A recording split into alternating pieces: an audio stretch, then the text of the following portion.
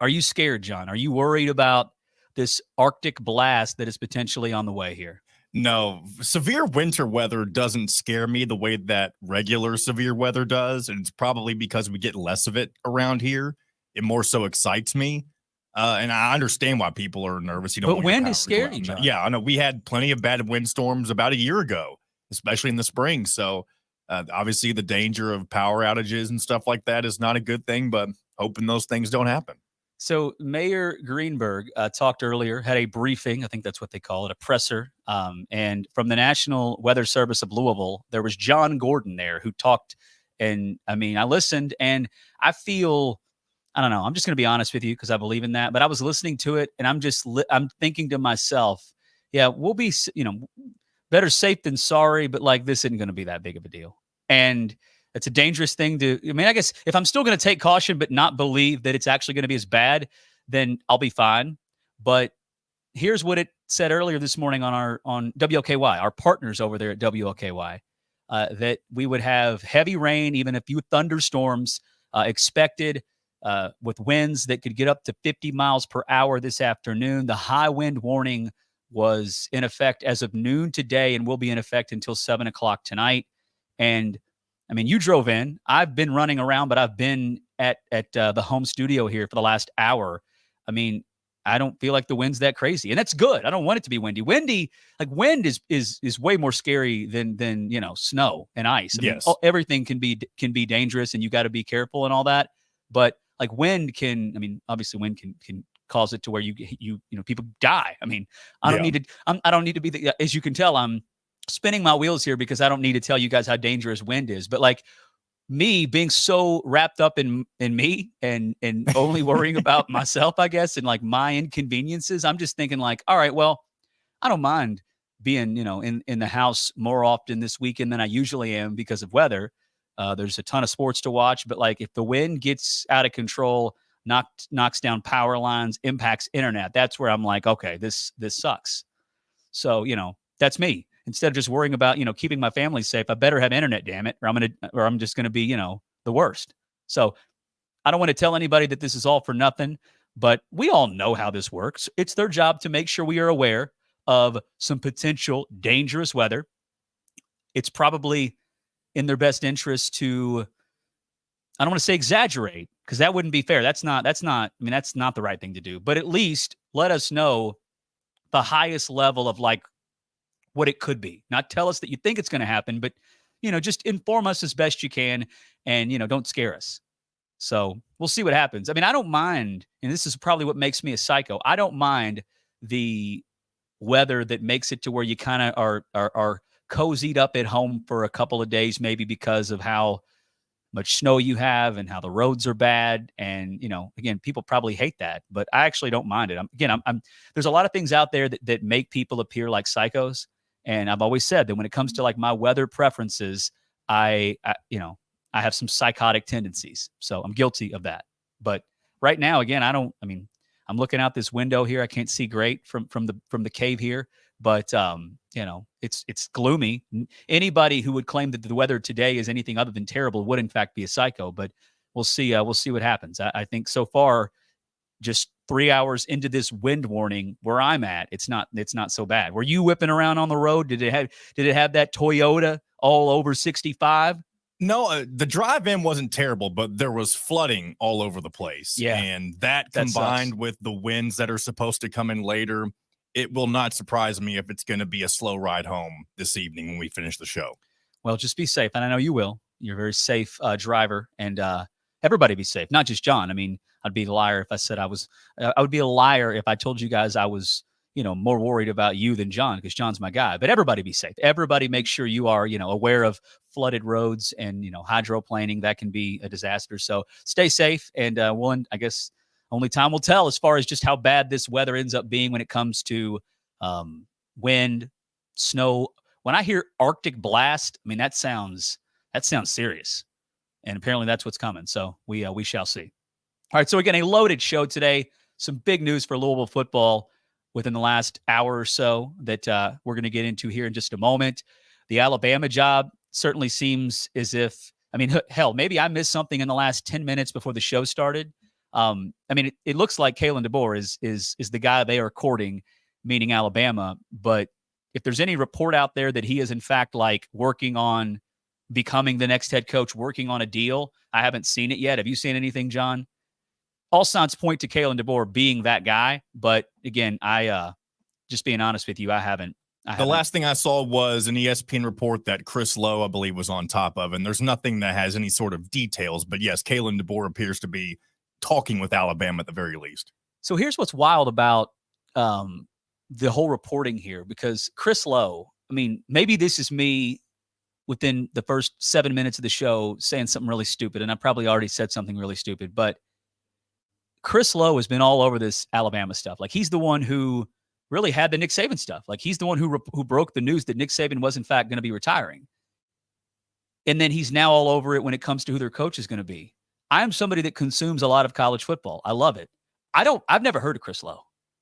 I mean, I don't know if anybody, I mean, is he new? Is he somebody that is just specifically an Alabama guy? And if that's the case, then I wouldn't really know a lot about him.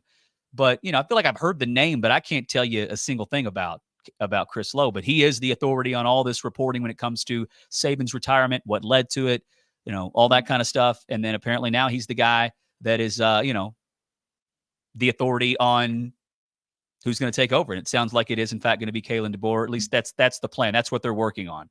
So we'll get into that because there's some more things that I want to lay out for you guys that really put in perspective what Nick Saban's dominance did, like what that run, that arrow did for the state of Alabama, for the university, and for college football. So also, we'll never know, and it really may not be important to a lot of people, but I would love to know if these guys who are getting extensions that have made it clear they're staying where they're staying, and I'm talking about Dan Lanning, Steve Sarkisian, Mike Norvell, did they get offered the job or no? And either way, they're staying where they are. But I think that's important as far as like perception of a job. And it's not really important, I guess. It's to me, if those guys really did get pursued to some extent, and I'm not saying they were offered the job, but it was clear that Alabama wanted to talk to them. If that was what happened, their non-interest is a really fascinating thing to me because, again, it points back to what I said the second we found out that Nick Saban was retiring, is that you could be a phenomenal coach and be really, really good, be confident in yourself, know that you would make more money, know that you'd have a better job when it comes to the hierarchy of college football. But who the hell would want to take over for Nick Saban? So we may never know, right? There's a lot of coaches that have gotten extensions that didn't get an offer elsewhere, but they put the fear into their athletic director, and their athletic director caved and gave him a new deal. So we'll get into all that kind of stuff. Also, the NFL Super Wild Card Weekend is set to start here and you know, tomorrow. And I don't think of the 5 games, there's many great ones, but man, I would say the game that is easily being discussed more than anything is this game in let's see here. Yeah, this Steelers-Bills game that, of course, we know the weather has been disastrous, but if the weather is in fact what they're reporting when it comes to the winds being 70 miles per hour, if that's real, and I don't know if it's real or not, but that's what's out there, and snow and cold and all that kind of stuff. If that is legit, you can't play football, can you? Like, how? I mean, you can put those guys out there and they can, you know, be in a football uniform, and there may be some fans there, although there's a chance that Kansas City doesn't let people leave their homes. So with that, like, why would they play that game there? And I know it's out there that they're considering maybe going to Cleveland to play because Cleveland is going to be on the road in Houston, and that would give them better weather conditions. But I feel like if they were going to do that, this game starts at 4:30 on, it starts at 1 o'clock on Sunday. Wouldn't they have to put this in motion by now? Like, there's not been an official announcement that I've seen, and the reports that are out there that they may go to Cleveland, it's just a radio dude. And I can say that because I'm just a radio dude who has no good information to share with you guys for the most part. So anyways, the NFL playoffs have delivered in a major way for years now, and I have no reason to believe they won't deliver this weekend. So we'll get into some of that. We're going to talk to our man Kent Spencer of WHAS 11. He'll join us at 4:30. And Louisville basketball, you know, they're coming off of the first and only result, data point, whatever you want to call it, This is the first time there is a result that you can legitimately know that it has value and know that you can build off of it. And I don't think I'm out of line in saying that, because they've only had, when I say a result to build off of, I'm talking about wins, and they've only had 10 in a year and a half. And as I've said throughout the week here, this is one of, I would say, 3 wins of the 10 that you won, and it's because you played well and you were the better team against it. I mean, the teams they beat last year, I mean, Western Kentucky, they weren't great, but Louisville played well. It wasn't like when you beat Florida A&M a year ago, and you beat, this year you beat UMBC, Arkansas State, Pepperdine. I mean, you might have played well. I don't think you did in some of those games. But my point is, like, you could be a really good team that wasn't in this situation and beat those teams, and we would probably really not know what to make of it, because it's what you're supposed to do, right? Like, did you win because you played well and you really, took a step forward, or did you win because you simply have way better players? And I think that was the case in at least 70% of Kenny's wins. And this is not only your best win, it's a win on the road against a good team, and that hasn't happened yet. So I don't know what's going to happen tomorrow. I haven't even really given it much thought as far as what I think can happen.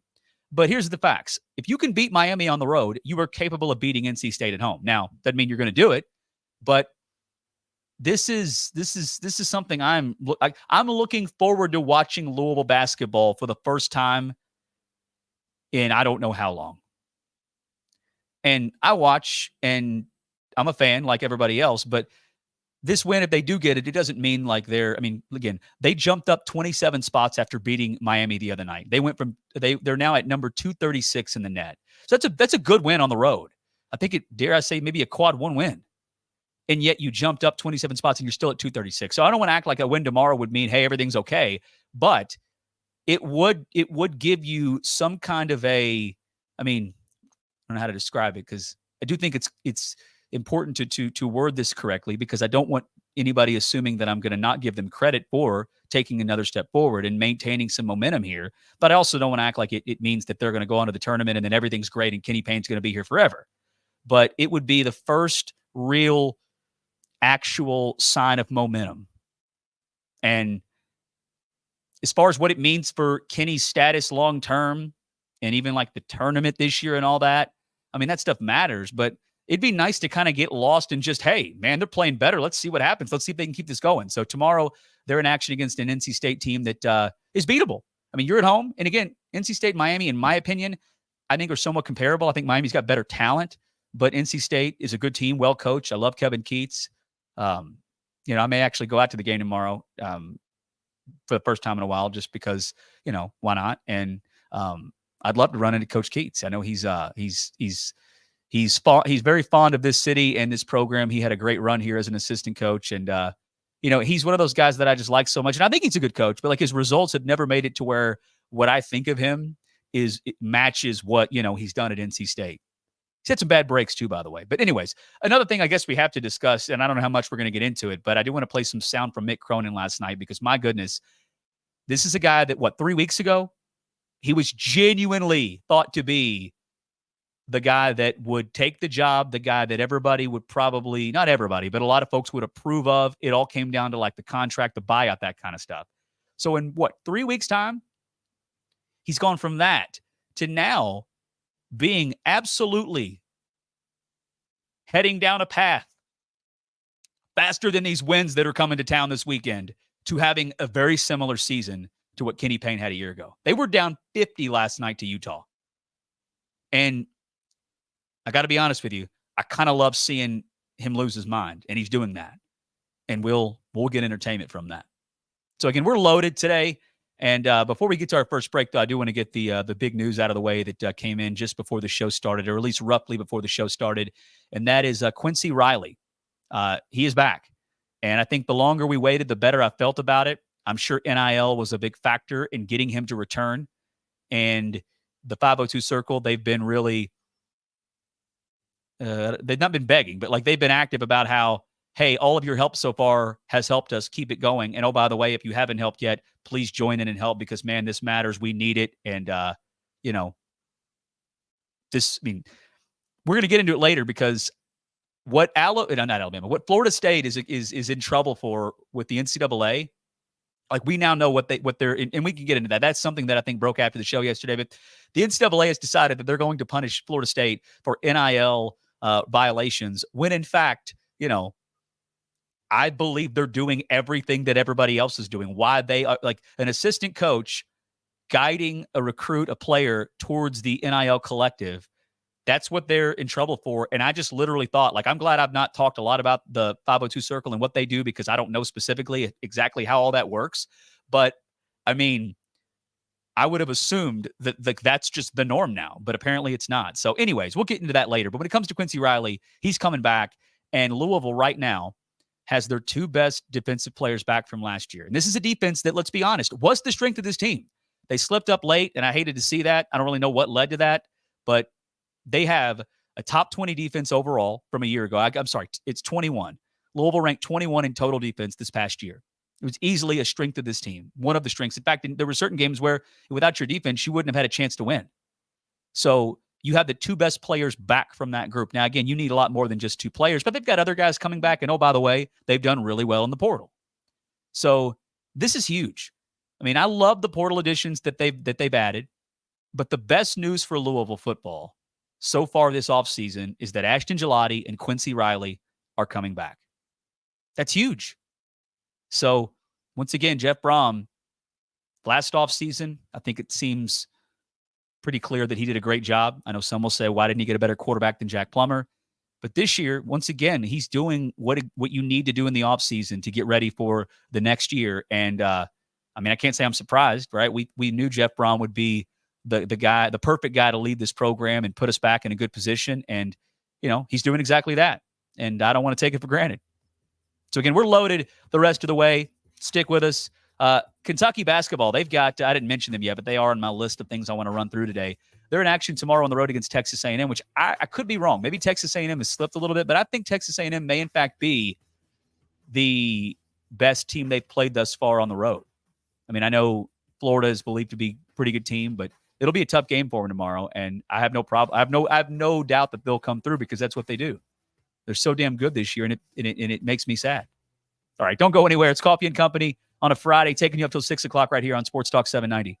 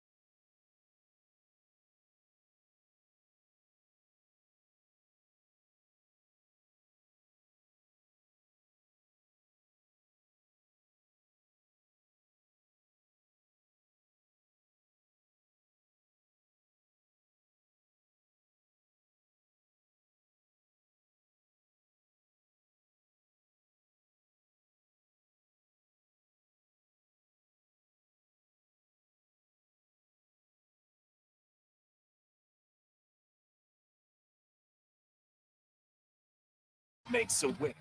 What makes a loser? We hash it all out for your listening pleasure. Sports Talk 790. When the pimp's in the crib, ma, drop it like it's hot. Drop it like it's hot. Drop it like it's hot. When the pigs try to get at you, park it like it's hot. Park it like it's hot. Park it like it's hot. You're listening to Coffey and Company with Nick Coffey on Sports Talk 790. So it is now, I guess, official that it is going to be Kalen DeBoer, which I guess I should figure out how to say his name. Am I saying it correct? DeBoer? Yeah, that's the right way. Okay, DeBoer. I want to say DeBoer, but it's DeBoer.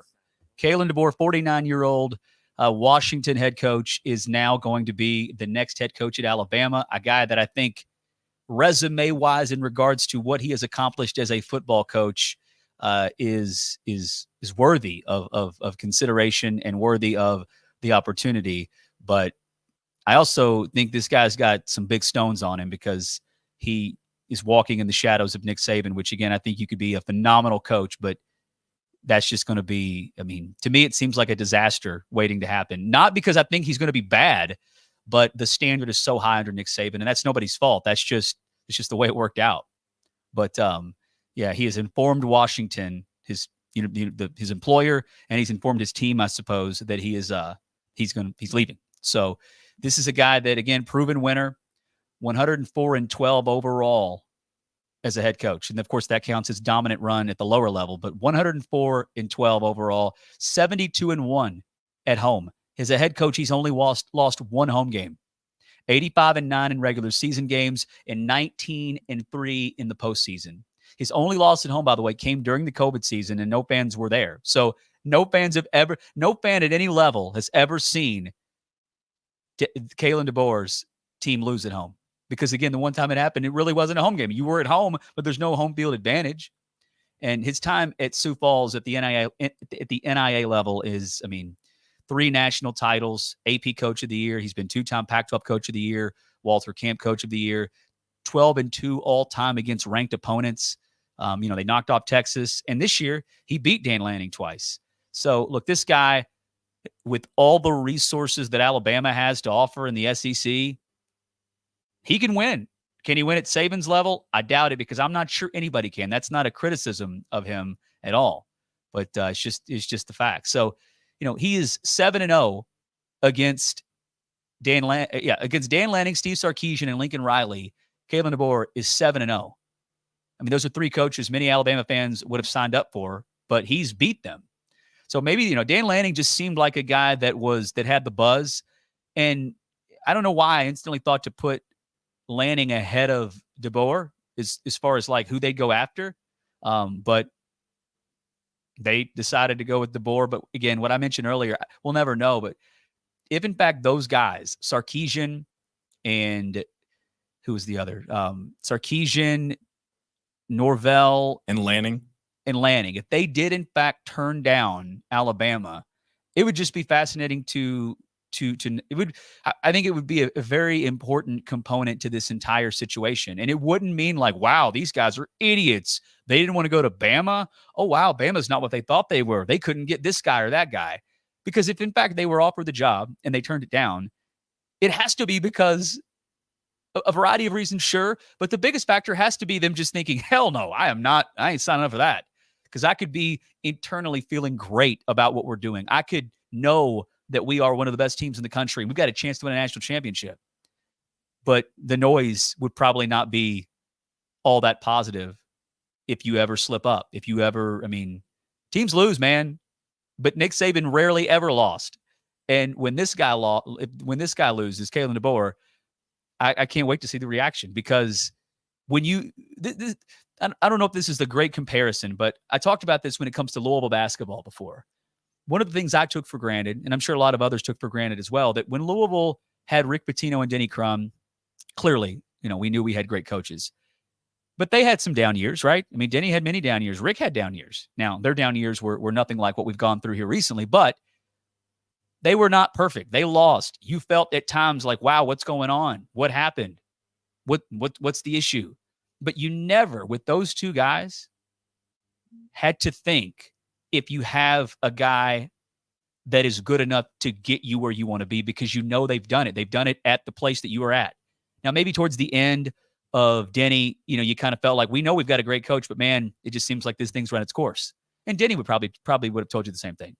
And with Rick, I remember right before they got hot and made the Final Four in 2012, that was the loudest I've ever heard criticism of Rick Pitino when it comes to just the team, the program. Like they didn't finish strong, which it is funny to go back to that year because it wasn't, a great year, but man, it was actually a good year. I mean, the Final Four makes it a good year, but they didn't play well towards the end. They kind of limped into the ACC or the SEC, the Big East tournament. But anyways, my point is, you're spoiled as a fan when you go through struggles and, down years, and a down year is different for everybody depending on the situation. But when the guy that you have, despite the struggles, is the guy, right? You don't have to question, is he capable of getting into a Final Four? Is he capable of winning it all when he's got a really good team? Denny and Rick did that, right? They did it. So that was something I took for granted, right? Because we could have a coach here next year if they get rid of Kenny Payne, and I'll be happy. If it's a good hire and there's early success, I'm going to be all on board. I'm going to be super, super positive. But, only time will tell if, in fact, he's capable of doing what Denny and Rick did. And I think with Alabama, it's a different level because obviously Nick Saban is different than Denny and Rick. He's not just elite. He's, in my opinion, the best college football coach of all time. So if he loses a game, meaning Kalen DeBoer, they may want him fired. I mean, that's not realistic, and I'm exaggerating to an extent, but don't be surprised if you hear somebody say that because they're not going to know in the back of their mind that he's capable of doing what they know the standard is, which is every year you better be playing for a national championship. And Saban, he didn't win every year, but his run was something I don't think we will ever see again when it comes to college football. All right, it's Coffee and Company. We are Fueled by Thornton's here on Sports Talk 790. Appreciate you guys hanging out with us here on a gloomy, nasty Friday afternoon. And if you want to join us on the show, you can. 502-571-7900 is the number if you'd like to get involved and give us a call. You can text in on the L&N Federal Credit Union text line, 502-653-0790. And the latest update here in regards to this NFL game that is going to be an all-timer is that there's no change of plans for the NFL when it comes to this game in Kansas City. And I don't know if they've got a plan to make it to where the conditions on the field are not as bad as we are expecting them to be. I mean, I don't really know what they would do to fix that, but this is this is a verified account, which no longer means much of anything, but Russ Adams, he runs delrayweather.com. His title, he has 4,000 followers. He is a weather guy. He's a meteorologist essentially. And he has a map here that shows sort of the, I can look at a weather map and not know it all. Like if something's moving and it looks like it's, some kind of a substance, then I'm like, okay, we got rain or snow coming in. So the graphics mean nothing, but here's what he says. It'll be life-threatening cold for the Kansas City Chiefs and the Dolphins. A real threat of frostbite. The NFL has said there are no plans to change the game.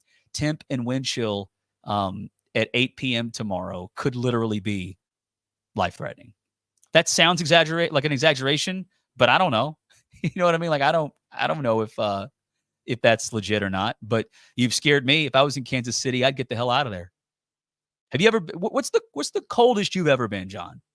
That's a good question. I've never been, not just like sports wise, like a game, but like what is the coldest when it comes to just realizing this isn't Kentuckiana cold weather. This is different. I mean, we haven't really experienced a ton over my lifetime, but I mean, a good example is last year, right around Christmas time, we had. Oh yeah, that was record breaking. I don't remember. I think it was like maybe -1, -2, and I'm sure wind chills are maybe close to like -20 or something like that. But I don't feel like that's. I mean, it's dangerous, of course, if you don't have a safe place to be. But that's not what they're experiencing in Kansas City. Yeah, I'm not kidding you. I believe the coldest I've ever been was the one time I've ever been in Kansas City, Missouri. So this was years ago. No joke, probably coming up on, and here's what's crazy. I'm just thinking back to when it was, where I was in life. And I'm pretty sure this happened, no joke, right about 10 years ago today. I went to Kansas City when I worked at a previous job to do just a work trip. I was there for maybe 3 days.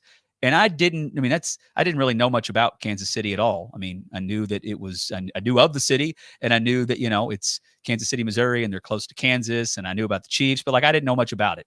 In fact, one thing that I knew about it, meaning the city of Kansas City, was that they have I think it's called KC Under the Lights, and it's like a 4th Street Live, but like really 4th Street Live. The same, it's owned by, I don't know if it still is now, but where we are now, John, in 4th Street, like when you walk outside of our offices and you overlook like everything that's there and in the restaurants and all that kind of stuff, it's exactly the same in Kansas City because it's the same people that put it together. Now, I don't know if I don't know if it's the same company that owns it, but 4th Street Live was designed after that.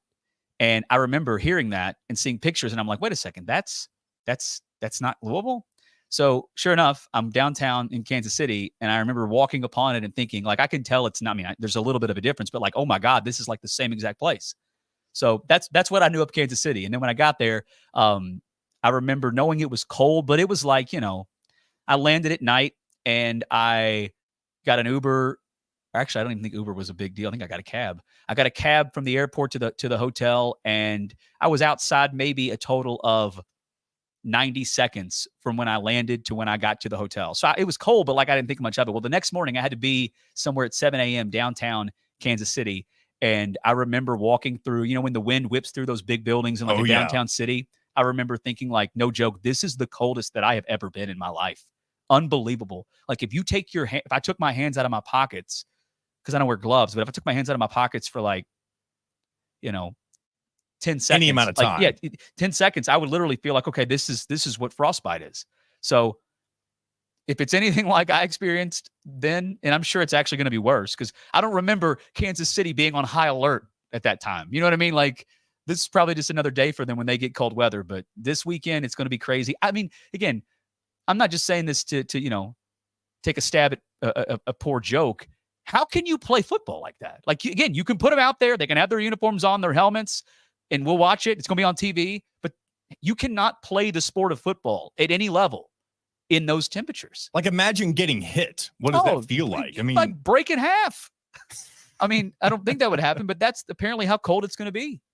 I mean, it's crazy. And what's wild is that when you get, like last year, remember when we had those cold temperatures I remember when we had those cold temperatures that you mentioned, it was, I don't think it got above like 10 for maybe 4 or 5 days. It was a few days. Yeah. I remember trying to shovel the driveway, and the ice was so, like, I guess it was solid to the driveway for so many days. You couldn't shovel enough to where it was safe to move the car down the driveway. I have an elevated driveway too, which makes it even worse. It's one of those things where you're just thinking like, okay, the only thing that's gonna clear this up is just it getting warmer, right? Yes.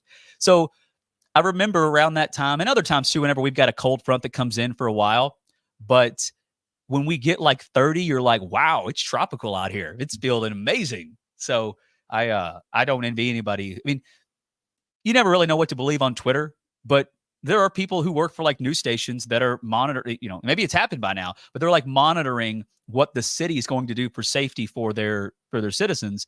Because if that's the case, they're not going to let you go to the game, which is wild. If the city of Kansas City has said that like people can't be out, how could the NFL have a game? Like they wouldn't be allowed to, right? I mean, you wouldn't think, but NFL is king in America, and you know what they care about? TV money. And that's the Peacock game, right? I believe it is. The Dolphins game. The Dolphins and the that's who the Dolphins are playing. Or the Dolphins are playing the Chiefs. Are they?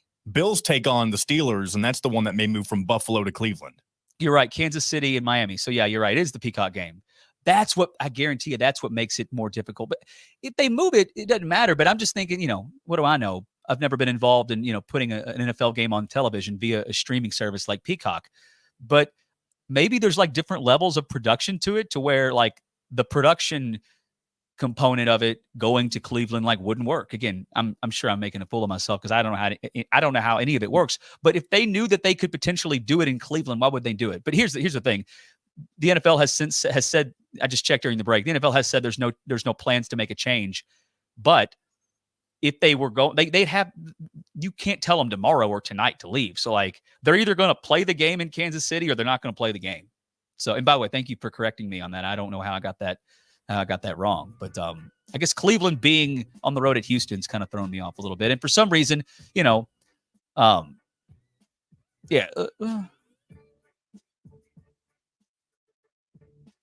I'm totally confused. So the Dolphins and the Chiefs, that's where it's going to be like crazy. The Steelers and the Bills, and the Bills, it's just going to be snow, right? Yes, and that's why they were looking. That's why they can't play it in Buffalo, because they won't be able to have a field. Pretty much. Gotcha. All right, quick break. We'll come back on the other side, and I'm going to do this once and one time only. And you may not care, and I just feel like I feel silly even bringing it up, but like I've not heard a single thing, but I have been made aware, and I want you guys to know you don't need to make me aware of what has been said about me on the morning show here at 7 o'clock. But I'm just going to share some quick thoughts on it and then leave it alone. And I would ask that you all don't run to me and tell me like if something was said, because I genuinely don't care. But anyways, quick break. We'll come back on the other side. It's Coffey and Company, fueled by Thornton's, right here on Sports Talk 790.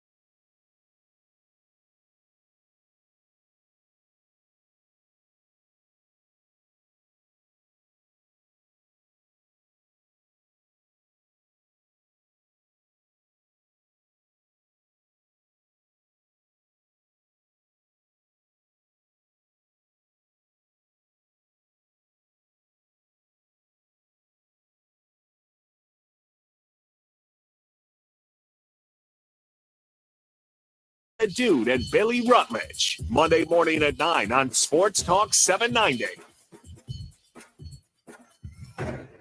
But I'm stuck in cold weather. Maybe tomorrow will be better. Can I call you then? You're listening to Coffee and Company with Nick Coffey on Sports Talk 790. That's right, Coffee and Company here on Sports Talk 790. We are fueled by Thornton's. If you've not signed up to become a member of the Thornton's Refreshing Rewards program, you're missing out in a major way. And you'll save money every time you get gas. There's all kinds of perks to come with it. So, again, sign up today. Go to refreshingrewards.com or download the app in the App Store, and you'll be happy that you did. All right, so yesterday was, the post day of Louisville's win against Miami, and we talked a lot about it. And I feel not great about, the post-game show that we did, but I made it pretty clear that I wanted to not let anybody appear. Let me think of the right way to say this. I wanted to make sure this was the biggest priority for me in the post-game show, other than, of course, giving you guys a platform to react and whatnot, is to not try to bring down anybody's morale or mood if they felt really good about the win. And I feel pretty good about how I did that, but I know it's a me thing. I can't fake it. I can't act like that changes like a whole lot about what I think of the program and the future of it. And again, big picture. But it was a good win. And it was nice to see. I've not watched them beat a good team on the road since Kenny's been here, and they got it done, and it was unexpected, and they were shorthanded in doing it. So it was nice. So I just tried to not really go too much into it because I can't fake it. I can't be a cheerleader. I can't shake the pom-poms. And I don't think anybody would want that. But I do know there are people that tuned in for the postgame show thinking that, like, I would be eating crow or something like that, which, I mean, if you thought that, I don't know how you would think that, because that doesn't, this doesn't prove anybody wrong when it comes to the obvious, which is that Louisville has 10 wins in a year and a half with Kenny Payne, and the program is not in a good place. That win is something you should be happy about because, man, it's a good win. And the timing, you needed it. It's been a while. But I wanted to make sure there were two different conversations, right? In the now, talking about how well Mike James played, talking about how the young guys still continue to show they've got some upside. And the other conversation is just about, big picture. And we kind of put that on pause, at least I wanted to. And, what I'm trying to say is that I'm aware that even after the win, folks probably still felt like I wasn't giving credit where credit was due. And I feel like I did. But again, I can just be direct and say, hey, that was a good win for them. And that wasn't expected. And it was nice to see. But I can't give you emotion that I don't have. I'm not good at that. I can't fake it. So I don't listen to the show that's on at 7:00 in the morning here. And I don't know what was said, but I was bombarded with Facebook messages from people I know, text messages from friends of mine. And then this morning I was on with Tony and Dwight and Dave, and they asked me about it. And I don't know what was said, so it's hard for me to like react to it. But I'm not going to get into any. I've said what I think about Jerry. I don't know him personally. I don't have any issue with him as a person, because again, I don't know him. But I have no problem in saying directly, like, the things that he has said at times on his show, I think not only are wrong, right? And it's one thing to just have a different opinion, but he said things that I know are not true. And I have a hard time I don't want to say going out of my way, but like, I have a hard time just ignoring that. And I should ignore it. But here's the thing. People think that my defense my eagerness to jab at Jerry here and there. And really, I'm not doing that. Honestly, there's been one time where I went out of my way and I said something to him on Twitter, and I didn't attack him. I wasn't nasty about him. I just made a smart ass comment that probably wasn't necessary. But, if you know what it was, then I don't think anybody would think that it was out of line. And it was true. Like, Jerry continues to blame everything that has happened with Kenny Payne on mostly one person. That's Chris Mack. And people think that I go to, and I'm using your all's words. Like, I don't go to war. I don't battle. I don't get into a beef, because that's lame. That's corny. But I will say something if I know nonsense is being said. And people think I'm doing it to defend Chris Mack. And maybe in a way I am, because I like Chris Mack a lot. And it's not fair that there are people that still are running with some false narrative that he broke this program and that everything that has happened under Kenny Payne's watch, it was just bound to happen because that's what Chris Mack left. And that's not an opinion. It's a fact that is not true. It's not to say things were in great shape, but nonetheless, it's not about Chris Mack. It's mostly because I've been on this station for 8 years now. And I've been at every day part. Middays, mornings, afternoons. So, Jerry played at U of L, good player, won a national championship. So if people hear Jerry's, comments in the morning and that's all they listen to, which I get it. It's not maybe because they don't like me. It may be because their schedule. They don't get to listen in the afternoon. They listen in the morning. I feel an obligation to make sure that people understand that that's not the only opinion of things about Louisville basketball on this station. Jerry doesn't work for iHeartMedia. We're not coworkers. We're not colleagues.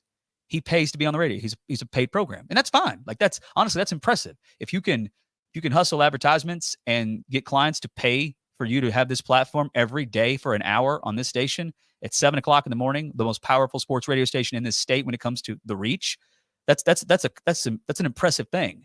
But I feel like when you get all the UK that you get on the station from pre-show and KSR. And I think it's good for the station to have both. I know some people don't agree with that, but I do.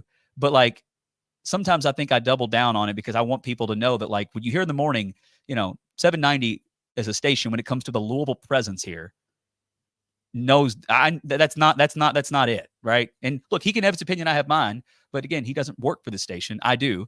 And I guess I'm a little bit protective because like some of the things that are said on that show, and I don't know what it said about me, and I don't care, and I don't want you all to tell me. But apparently, what Tony told me this morning on his show is that they were yesterday morning just kind of crushing the postgame show because we were not giving Kenny Payne enough credit. Which, I think that when it comes down to it, they only are worried about Kenny. If Louisville wins and they're great, but yet there's not enough praise for Kenny, I think they'd still bitch and complain. To be honest with you, so I'm gonna leave it alone after that. But that is the way I feel about the whole situation. And some people may think I'm silly for doing that, but I care about the station, and I feel the need to at least just let people know that what you hear elsewhere, that's everybody's entitled to their opinion, but that's this station is not somebody who believes that Louisville basketball needs to keep Kenny Payne and that he's a victim here. So anyways, and hey, if it's just me that thinks that, that's just my opinion, but that's kind of what I'm supposed to do, share my opinion with you. All right, we got 2 hours left. Stick with us. It's Coffey and Company. We are Fueled by Thornton's here on Sports Talk 790.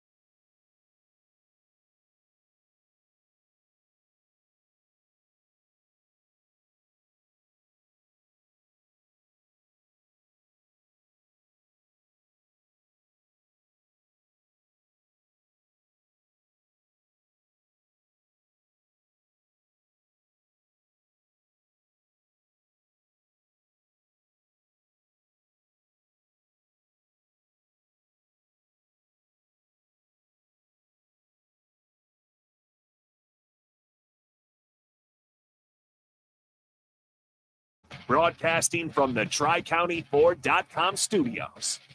This is Sports Talk 790.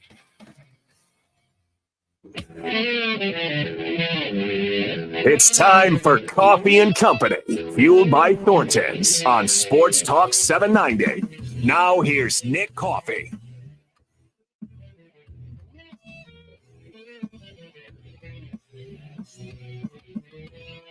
All right, hour number 2 here on a Friday afternoon. It is Coffee and Company, fueled by Thornton's on Sports Talk 790. 1 hour down, 2 more to go as we get you set for the weekend. A cold weekend around here, an Arctic blast on the way, which is never good. But so far, I haven't seen any reports of the wind getting out of control, causing issues for anybody. And I'm hopeful that, they were wrong and it's not as scary. But the cold weather's coming, and that's going to be just a mess. But again, I'm someone that actually is not bothered by the thought of maybe kind of having to be cooped up at home for a couple of days because we get some snow, which actually is snow expected. John, do you know? I mean, you are the official meteorologist of Coffee and Company. I'm not going to put you on the spot, although I just did. But I'm hearing how cold it's going to be. But are we getting snow? So if we do get any snow, because I looked ahead because I was curious, I think the best chance for it is Monday and Tuesday. And I only think that at most we'll just get a couple of inches. Yeah, this is from WLKY here. It says another strong storm system will sweep the area Friday. Heavy rain and a few thunderstorms are expected along with very strong winds. But yeah, snow. So let me see here. Yeah, the cold blast will be here soon. And the high temperature Sunday into early next week will hold in the teens or low 20s. So we're going to be cold for the next few days, it seems like. And as far as snow, I think your report is correct here. Your reporting matches up with what I'm seeing here at WLKY. Maybe they should hire me at one of the big dogs here in town. That'd be great. I could just guess like they do. I mean, that's what they do essentially, right? Yeah, if you got into like that world, like you need to be like, again, you need to be edgy, right? Like, don't just be your buttoned up meteorologist that's professional. And I'd roll the sleeves up. Yeah. I'd put fake sweat on my armpits, act like I've been working really hard all day. It'll be fun. It is, it's an important job, but it is, you can, if you watch the news regularly, which I don't, but I've watched the news enough in my life here in Louisville to know like what I usually see and what I get from those that cover the news, including the meteorologists. But when you tune in and they're looking at you a little differently, like they're looking at the camera, like you see how serious my face is. This is not something to mess around with. And then again, they got the sleeves rolled up, maybe some perspiration in the pits, like you said, John. That's their time to shine, right? That's their time to get us up to speed on what's going on, let us know, put us on alert. Some take the strategy of trying to scare us like we're going to die any minute now. And, they've been wrong so far, and hopefully that stays the case as far as, the ones who really put fear into you. But anyways, a lot of things to get through in these next couple of hours. We're going to be joined by Ken Spencer of WHAS 11. He'll join us coming up in about 20 minutes or so. He'll be on at 4:30. We'll talk about the NFL playoff games, get his thoughts on Louisville basketball as far as their win against Miami. Do want to remind you, we are going to have the post-game show tomorrow. What time does Louisville play? Is it an early game, John? Is it noon? It's a 12 o'clock game. Yeah, so probably right about 2 o'clock like we did last week. So tune in for that. And who knows, maybe we'll go back-to-back here and have 2 straight post-game shows following wins. Did you know this, John? This will not be the first time we've done 2 consecutive post-game shows in the Kenny Payne era that were wins. That doesn't completely surprise me because I know during the non-conference last year, you had to sneak a few in, right? Yeah. So it was Florida. They beat A&M. They beat WKU to get their first win. And right. And then they beat Florida A&M. And then they only had 2 more the rest of the year. So, hey, they're up to 6 now. And they're at the Tom Crean threshold. And we'll Any chance to squeak Tom Crean in, I'll do it. You've proven that, and you've been consistent with that. Oh, by the way, I'm going to play this later on. Don't let me forget this. If we get to the 5 o'clock hour and I've yet to figure out how we're going to do it. I was on with Tony and Dave this morning, and Tony wants Tom Crean to be the coach. That's a very Tony thing to want, I feel like. I mean, he's not joking. I believe him.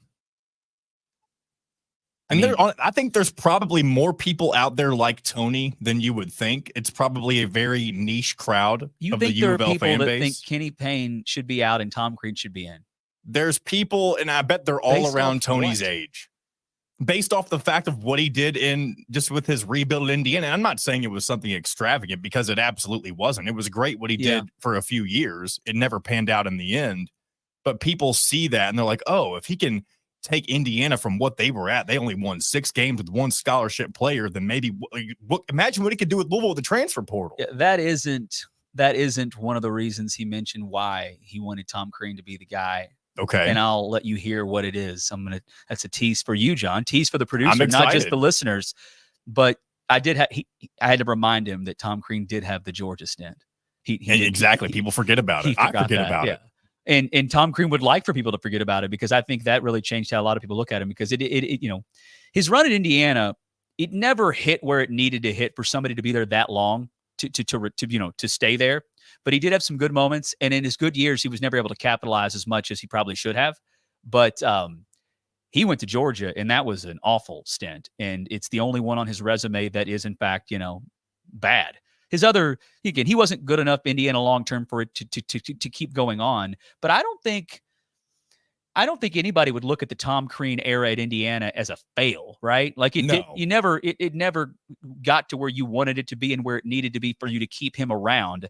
But I don't think it was a fail. I mean, no, not at all. I mean, of the coaches that have come after Bob Knight, Tom Crean is easily the one who's had the most success. You could say Kelvin Sampson, but that got cut short for his recruiting violations that today wouldn't be violations. I love Kelvin Sampson, by the way. He's still a guy that just never gets brought up by anybody. But when you do bring him up, I feel like for the most part, people aren't going to say, hey, he should be the next Louisville coach if they make a change. It's more so like, you know what? I didn't think about that. That guy's a pretty good coach. So anyways, if you are just now joining us, I imagine you probably know the news because it's big news. And it broke right as the show started today that Kalen DeBoer has informed Alabama. I'm sorry. I guess he's already informed Alabama he's going to be their coach, but the report was that he's informed Washington that he's leaving. So we'll never know if he was in fact their first choice because again, we don't know for sure if these guys were offered the job, but these are 3 coaches that have since gotten contract extensions based off of this news of Nick Saban leaving and Alabama needing a coach. And that is Steve Sarkisian at Texas, Mike Norvell at Florida State in the midst of an NCAA violation, and Dan Lanning. So I may be the only one who really cares, but I think if in fact those guys turn down Bama, it would be a talking point because there'd be a lot of folks who would say, how? Like, it's Bama. Why would you not go to Bama? Look at the SEC. I mean, even Mike Norvell that's why I don't believe Mike Norvell had an offer because he's in the ACC and they can't get in the playoff. They don't get respect in the ACC. You know who does? Bama. So I just think if anybody did in fact turn it down, which I don't know if they did, it has to be because they did not want to walk in Saban's shadow, and I don't blame them at all. All right, so one name that did get some traction, but I think everybody kind of just collectively realized, yeah, he'll probably be mentioned. There may be some interest on both sides, certainly on his side, but timing was just not right for Dabo Swinney. It just wasn't. And he's a guy who played there. He's a guy who has 2 national championships. He's beat Nick Saban in the national championship game not once, but twice. And Alabama fans didn't want him, and I get it. Did you hear? Let me play this Feinbaum caller from yesterday who made it clear he did not want it to be Nick Saban. This is a guy who I guess goes by the name Legend on the Feinbaum show. Again, he made it quite clear he was. Let me make sure I've got this sound set up the way that it needs to be set up for this to work. But yeah, here's Legend calling in and letting Feinbaum know he does not want Dabo Swinney to be the next head coach. And it's not playing. You hear it? I can't hear it. No, it's not playing. Yeah, let's do this. Let me send it to you. For those who don't know, we are now live on Facebook, YouTube, and Twitter for the show. So you can see us if you want. If you don't, I totally get it. I understand. But playing sound from my end, it may be the last thing we still need to get figured out in some way. But yeah, this. If you really think about it, imagine 2 years ago, 3 years ago, maybe. Probably more close to 3 years ago.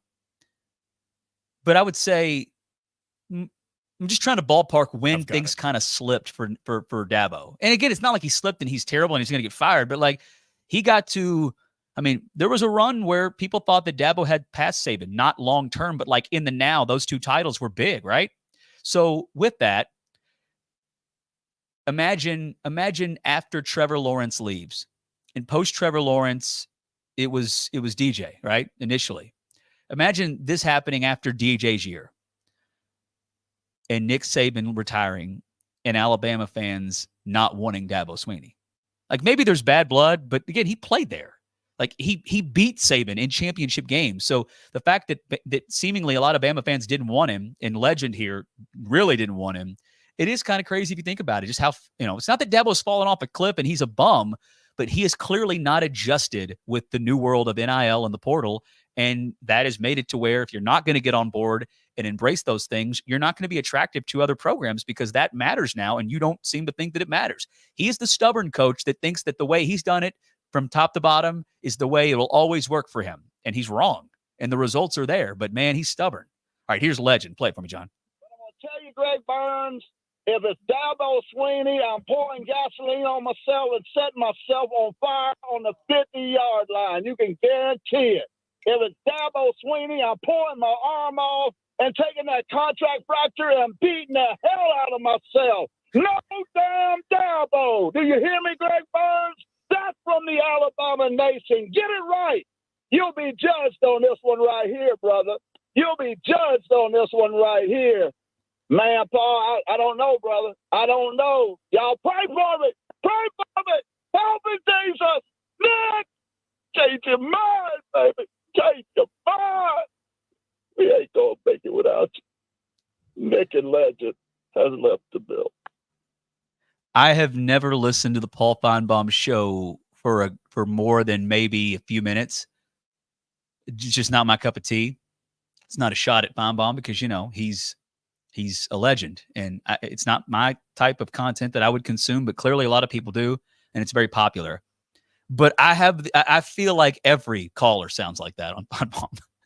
And that's the kind of, and look, characters are good for a show if you can get them, and they're good, right? Some people try to be characters with weird names, and to be honest, they're just not funny. But and I'm not saying that was funny, but that's just what the show is. And I guess enough people like it to where it's super successful.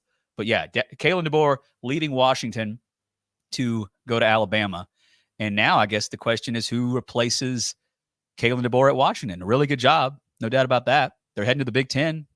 So I haven't even seen who would be the most likely replacement for him just yet. All right, again, coming up here in about 15 minutes or so, we're going to talk to Kent Spencer of WHAS 11. But one thing I want to mention for those just now joining us, big news earlier today, Louisville is getting back Quincy Riley. I think it's not a knock on anybody, but I think it is safe to say that the best 2 defensive players last year for Louisville were Ashton Gelati and Quincy Riley, and both those guys are coming back, and that is major. You still need other players, and they've got some good guys coming in the portal. They've got some other guys coming back that I feel good about. Also, you got to keep in mind, MJ Griffin got hurt last year and missed the whole season. And there are people who believe he was the best defensive player before the season started. Certainly the best defensive back. I mean, that was the noise in camp that he was going to be a big, big factor. And he was missed, but the defense still played really well. So you've got 2 of the best guys. You get your 2 best defensive players coming back when you already had a defense last year that was top 20, it's 21, but 21st is where they finished in total defense. So look, I love the portal guys. I think that Louisville's done a great, look, the results speak for themselves. Louisville is viewed as one of the best in the country right now when it comes to how they've managed the portal.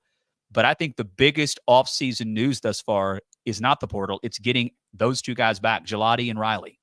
So again, Jeff Brom continuing to do exactly what we need him to do, which is, get us back where we belong. And I think he did that in year 1. And I say that a lot, back where Louisville belongs. I don't really know where that is. But I don't think that we are unrealistic and delusional to think that Louisville football can consistently be a top 20 caliber program. Now, you may have a year where you're not that because of, an injury or just, you didn't come through, you lost a couple of games that you shouldn't have.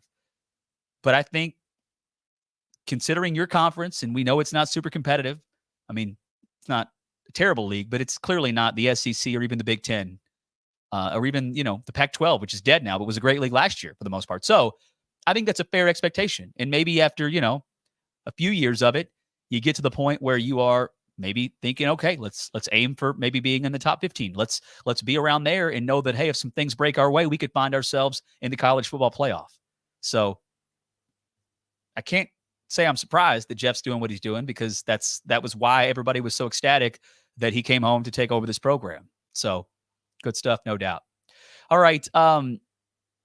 We'll talk more Louisville basketball coming up here with Kent, who's going to join us from WHS 11. And I do want to make sure we talk a little bit about Mick Cronin completely melting at UCLA and let you hear some of the things he said last night, because it was actually, I don't know if you'd call it like a rant. I think it was just Mick Cronin being Mick Cronin, but it entertains me. So we can get into all that and, of course, get to the text line. In fact, real quick, I'll read one of these texts that has come in because, I've neglected you guys so far today, and I apologize for that. But this text says, Nick, what is your thoughts on Pat McAfee, Aaron Rodgers, that whole situation? Am I crazy for believing that the internal ESPN beef is all just for content? Probably not the text I should have read with very little time left. But look, Pat McAfee, I think he's good for the highest level of sports media in regards to how different he is. Like, he's different. He's edgy. If you want, I hate that word, but like, he's not your buttoned up, like, super sophisticated broadcaster, which, I'm trying to think of who I would compare. Like, for example, Rich Eisen, super polished, been doing it forever. Everybody knows who Rich Eisen is. I happen to think his radio show is awful, but nonetheless, like, he's phenomenal in what he does, and he has a great, clearly there's a market for Rich Eisen because he's been doing this a long time and has had success. But he is what I consider to be more of a very polished and, is sophisticated the right word? I'm not sure, but you know what I mean. If compare Rich Eisen and Pat McAfee, you know what I'm talking about. But I think what's happening with McAfee, there are people who I think love him, and he has a following that is crazy. And that's why he's at ESPN making the money that he's making. That's why he's everywhere on ESPN. Game day, live streams, reacting to games, his 3-hour radio show. They've got a pre-show, I think. So, like, he is all over the four-letter network, and it's because he's got a huge following. Now, that's mostly an internet following, and that's where things are headed. So I think I'm with a lot of other people. Like, he's better in doses for me. Like, I think he's phenomenal on game day. His show is successful, and people watch it and love it. He's got a cult following. It's just not for me. That's not a knock on him. But I like him, to answer your question. But the whole Rodgers situation, I don't want to go there because that's just not where we go on. But what Aaron Rodgers went on that show and did last week is, if anybody else, it's damn near criminal to say what he said about Jimmy Kimmel. But the internal beef you're talking about is there's Pat McAfee earlier this week or last week literally called out one of the executives and said that he is trying to sabotage the show. And do I think that's an internal plan just to get drama going, to get more people watching? I guess there's a possibility, although I doubt ESPN would want to do that. But either way, if they did it, it worked because it got more people thinking like, damn, what's Pat McAfee going to do today? He called out one of the ESPN execs. He's got Aaron Rodgers on, telling everybody who's on Epstein's list and all that stuff. So, again, I like Pat McAfee. It's just not something I consume a whole lot. But, again, a lot of people do, and he's super successful. You know who else is super successful? Kent Spencer, WHS 11. He's going to join us on the other side. Stick with us. It's Coffee and Company, fueled by Thornton's on Sports Talk 790.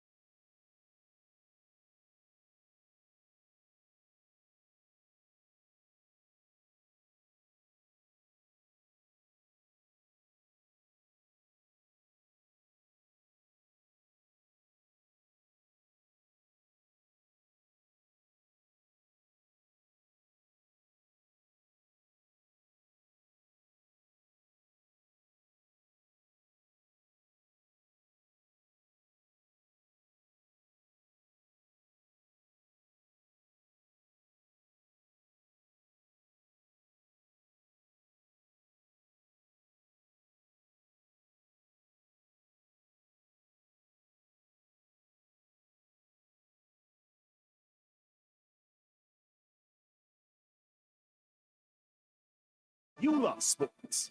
It's like a match made in heaven, ain't it? Sports Talk 790. Number one for sports.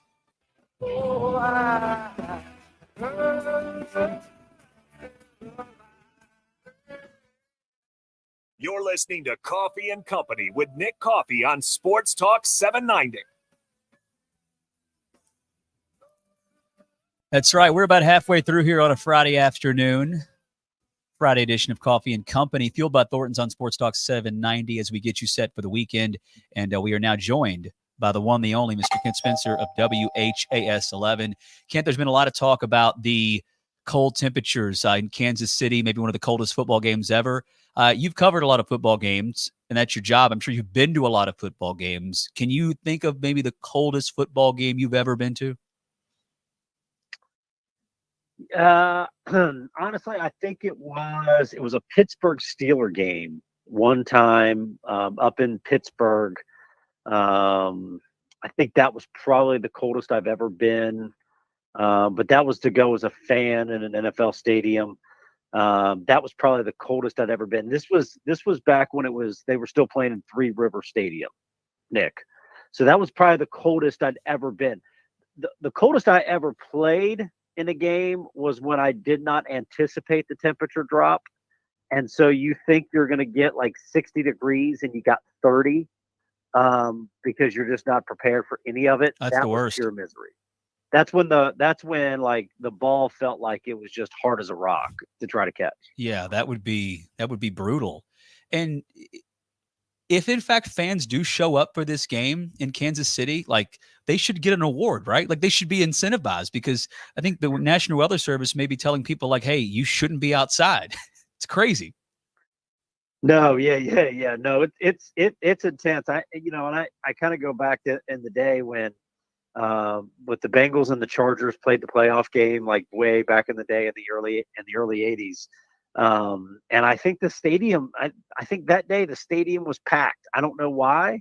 I don't know how, but I think back in the day the stadium was packed. So especially at a place like KC, I would imagine that place will be fully packed. And look, it's you have to do the old technique. You gotta bundle up, you gotta snuggle up, and keep the heat within. Yeah, I mean, I don't think you could do too many layers if, in fact, it's going to be as cold as they say it's going to be. But Kent Spencer's our guest, joining us here on Sports Talk 790. I'll start with Louisville Hoops getting their first road win of the Kenny Payne era, easily the best win overall for them. And to me, it's the first time they've got a real result here that has some value to where they can truly build on it. I guess my question, Ken, is, other than just making shots and Miami never really going on some major run, what stood out to you as a big difference for this group? Because clearly that kind of win is not something they've really come close to doing, to be honest with you. Well, I guess the Texas game was a close one too, but still on the road at Miami, a good win for Kenny Payne. Here's what I think stood out to me. Other than, I think Mike James going off to begin the game was huge, because I think it gave everybody juice. Like, it just wasn't like he hit a couple shots. Like, He was hitting shots. He was hitting just ridiculous, like, I'm on fire shots. You know what I mean? Like, he was hitting like NBA Jam shots. And so I think that probably got the guys going a little bit. And then, what I was impressed with is so many times this season, when they get punched in the mouth, they don't respond, and they have folded. And that's kind of been the case that, the last couple of years. And so I thought Miami makes a run, Miami gets up, and the next thing you know, they counterpunch.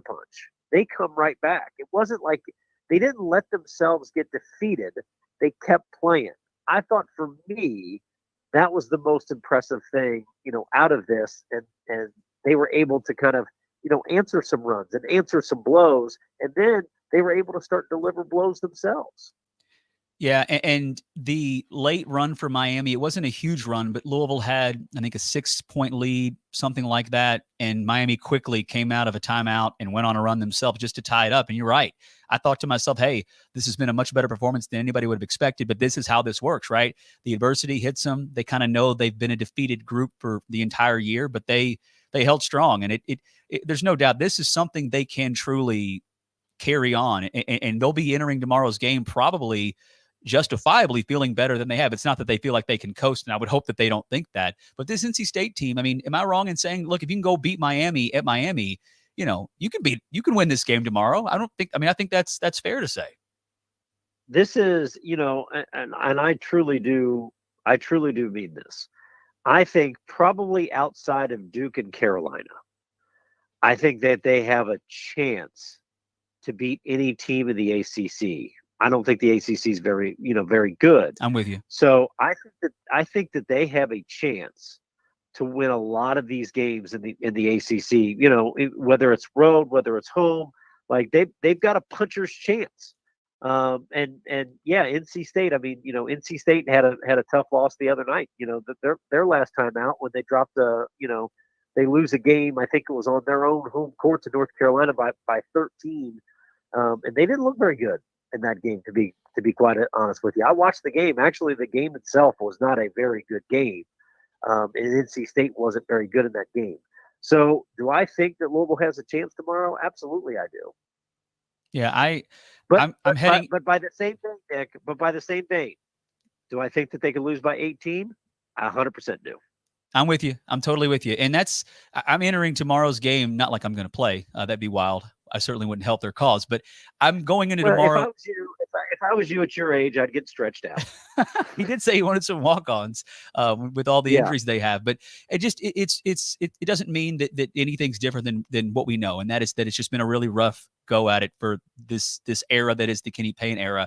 But it's just a refreshing feeling knowing like, hey, that was a good win for this group, and now they've got a game tomorrow. Let's see if they can carry it on. And we really haven't had many instances or maybe at all of that happening. So it's just, I don't know what it changes big picture for a lot of fans, but hey, this is better than losing if you're a fan, and I am one. So I'll take it. And I was gonna say this, like when that game was over, I know you probably did the post game show, but when that game was over and you got up and you walked away and you went, whatever, you probably said, man, that was fun. And you haven't had a whole lot of instances to be able to say, man, that was fun. Absolutely. And so, that's exactly what it's all about. That's what being a fan is all about. Being able to walk away and going, man, that was fun. When your team surprises you and it's in a good way, that's one of the feelings. There's a lot of layers to being a fan, a lot of different emotions to come with it. But that's one of the best, like the unexpected success. That's not to say that overall things are successful, but no doubt that was a big win the other night, and I'm hoping they can keep it rolling. Let's talk Kentucky quickly here. They are in action tomorrow on the road against an A&M team that I think is pretty good. I watched them earlier this year. For some reason, they were in I think it was a Thanksgiving time tournament where I ended up seeing them play more than I did a lot of other teams. And Buzz Williams always has a good team, sometimes a really good team. I think they have an underrated home environment there at Texas A&M in the SEC. They are coming off back-to-back losses. I was surprised to see Kentucky open up as a dog here. I mean, I know that they're on the road and they've had games that are competitive, but I think this is I'm to the point now where I'm just expecting Kentucky to win every game. I know they can lose, but they've been that impressive to me. I know they're better than A&M, and so far this group that is young, they're always young for Calipari. They've not shown a lot of it, and that's got to be encouraging for Kentucky fans, no doubt. Well, I think the key is, and Reed Shepherd actually said this today. He said, like we got to be physical. Like they're big, they offensive rebound. We know they're going to get theirs, but we have to limit, what they get. That's what Reed Shepherd said today.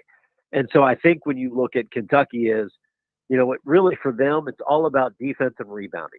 How well are they going to continue to improve in those two areas throughout the course of the season? And that determines, what they can do. And so, I think that's a huge key to this game because, I mean, if you watch their game the other night against Missouri, they scored 90 points and it just was like, they played okay. Like it wasn't, there wasn't anything about the game that kind of blew you out of the water or anything like that. You almost thought, hey, well, they could have defended a little better, but they played okay and they scored 90.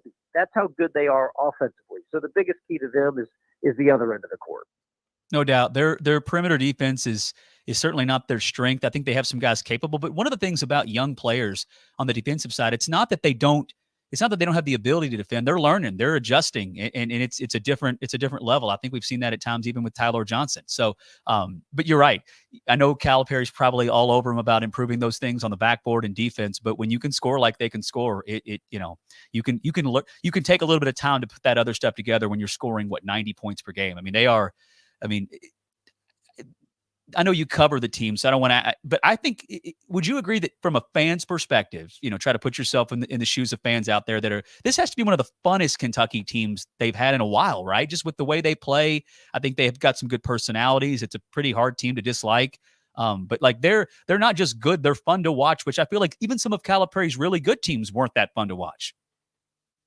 Yeah, I mean, look, if you have a team that does, alley oops and they move the ball around quick and they can all shoot threes and I think with this Kentucky team, what fans have probably looked at and said, and it's something that we've talked about before, like who's it going to be on this night?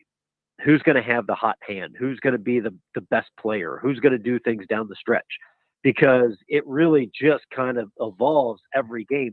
It's somebody else. It's like last game against Missouri, it was the Rob Dillingham show. Well, the game before that, he wasn't very good at Florida. So I mean, it's all these interchangeable things, and yeah, I mean they have some serious ability on that team and skill, and I think that's something that when you're scoring a lot of points and you can do it in a dynamic fashion, I think that catches the eye of everybody. You said it a couple weeks ago that what makes them different this year, other than shooting, and is they have options. And since you said it, it's been pretty obvious. They could have two of those guards have really bad nights, but if the other two are playing well, they're probably going to still be in a pretty good position to win, which is a luxury that the Calipari has, no doubt. All right, one question here before we let you go about the NFL. This weekend, Super Wildcard games. I mean, I think just as far as matchups, I think the best game would have probably been this Dolphins-Chiefs game. But with the weather conditions, I doubt it'll be a fun game to watch. It'll probably be something people want to just tune in to see how crazy it is. But of the matchups, is there one game in particular you're more so looking forward to watching here? Honestly, first off, the element games, I am going to really enjoy watching those games. So, the Chiefs game, the Bills game, I'll try to be locked in on both of those games. You know what I think is a fun game? The Rams and the Lions. Totally agree. At 8:00 on Sunday night. Man, some good storylines, some points going to be scored. Yeah. Great. Yeah. There's some great storylines. They're two really good teams. So that's actually like the game that I'm going to be really locked in on. I'm with you.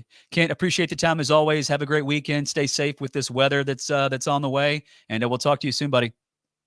I gotta tell you this real quick. Okay, sure. My 6-year-old son, and we did all the wrestling stuff, back at, a few months ago.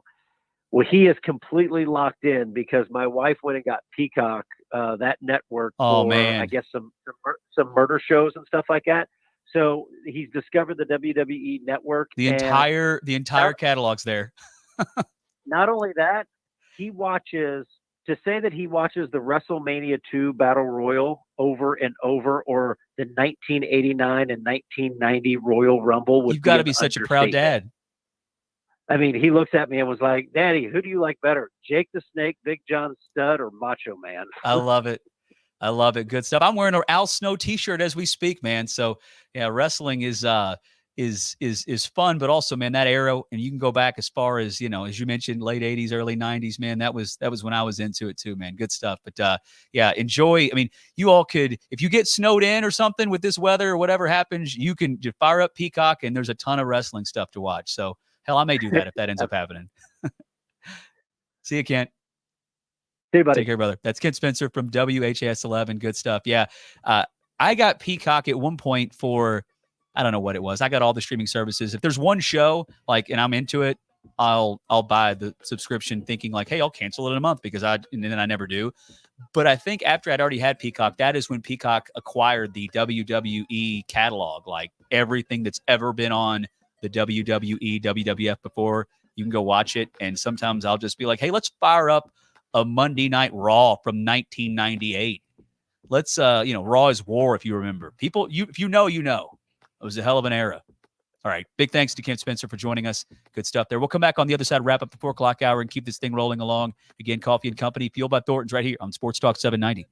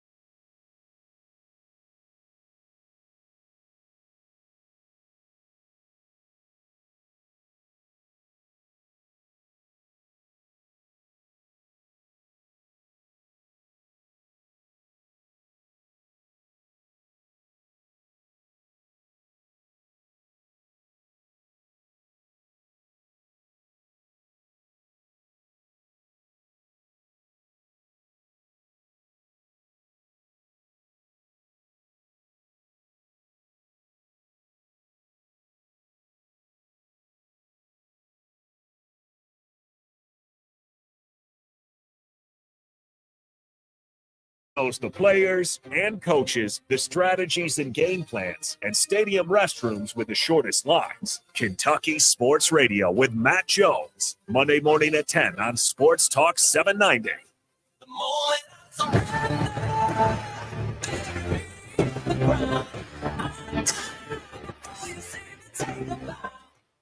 You're listening to Coffee and Company with Nick Coffey on Sports Talk 790.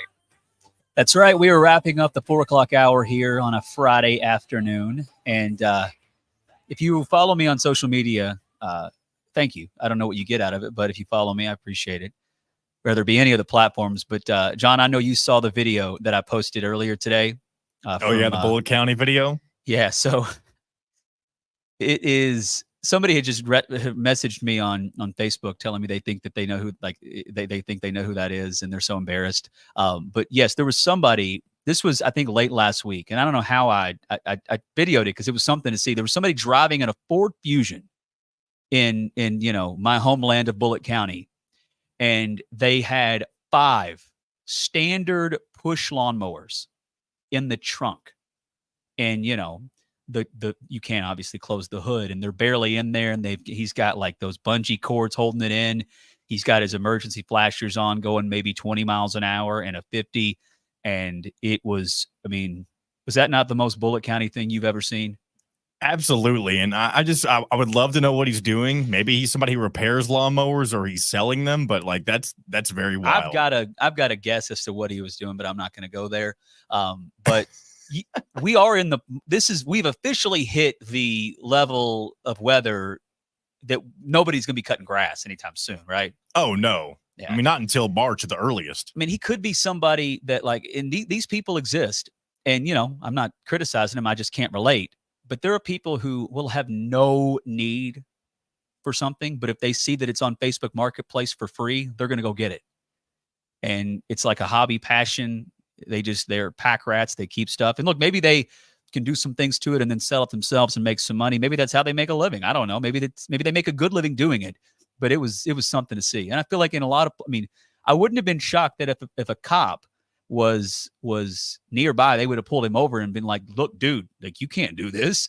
At any moment, one of these lawnmowers is going to hit the street on Preston Highway and somebody's going to wreck. It was wild to see. And, if you haven't seen it, go check it out. It's on my Twitter at The Card Connect, and it's on my Facebook as well. I think I put it on my Instagram story too, which, by the way, do people not post? You're young. You should know this. Are Instagram posts out? Is it only stories now? Because I don't. So there's certain things that people put on stories rather than an actual post. Yeah, but it kind of depends on what it is. Yeah, I think a video, if I was putting that on Instagram, the video of the person with the lawnmowers, it would go on a story. If you go to a lot of Instagram profiles that have a ton of followers, and they're a big deal. A lot of them they have maybe 8 to 10 actual Instagram posts. So if they're getting all these followers, where's the content? It's got to be story, right? A lot of it is that, and a lot of them use Reels as an extension of their TikTok account. Yeah, but Reels show up though. You can go to somebody's page and hit their Reels section. Yeah. But I think maybe you're right.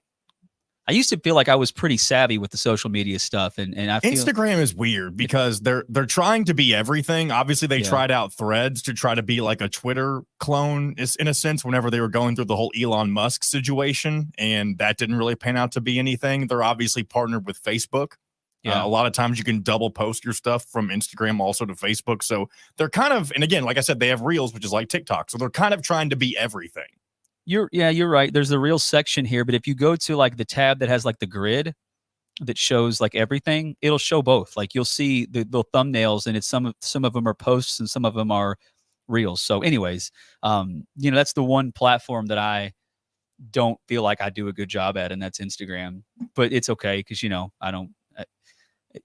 I think the content that I post there often is probably not something that's going to get me a massive following. It's usually pictures of my kids or something, which I know a lot of you don't care about. So anyways, if you want to go see some dude driving around in a Ford Fusion with 5 push lawnmowers in the trunk, it's on my Twitter at The Card Connect if you want to check it out.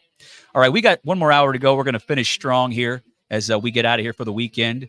I've not yet seen any real updates in regards to this weather, which is a good thing, right? I think at noon we were expecting some wind that could really cause issues. I mean, they were talking about potentially closing school because they thought they could maybe lose power with the winds being as bad. But again, doesn't look like it's been close to that, which is a good thing.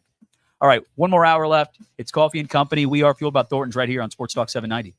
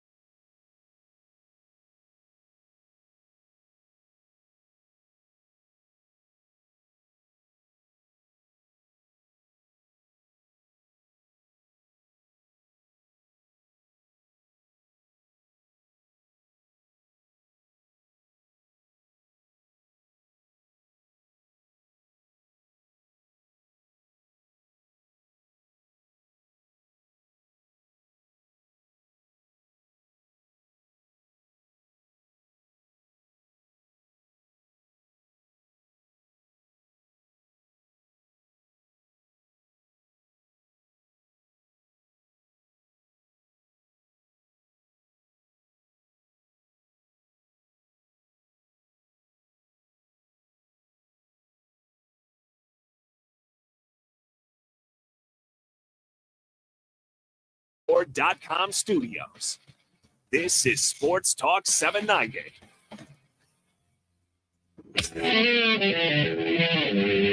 It's time for Coffee and Company, fueled by Thornton's on Sports Talk 790. Now here's Nick Coffey.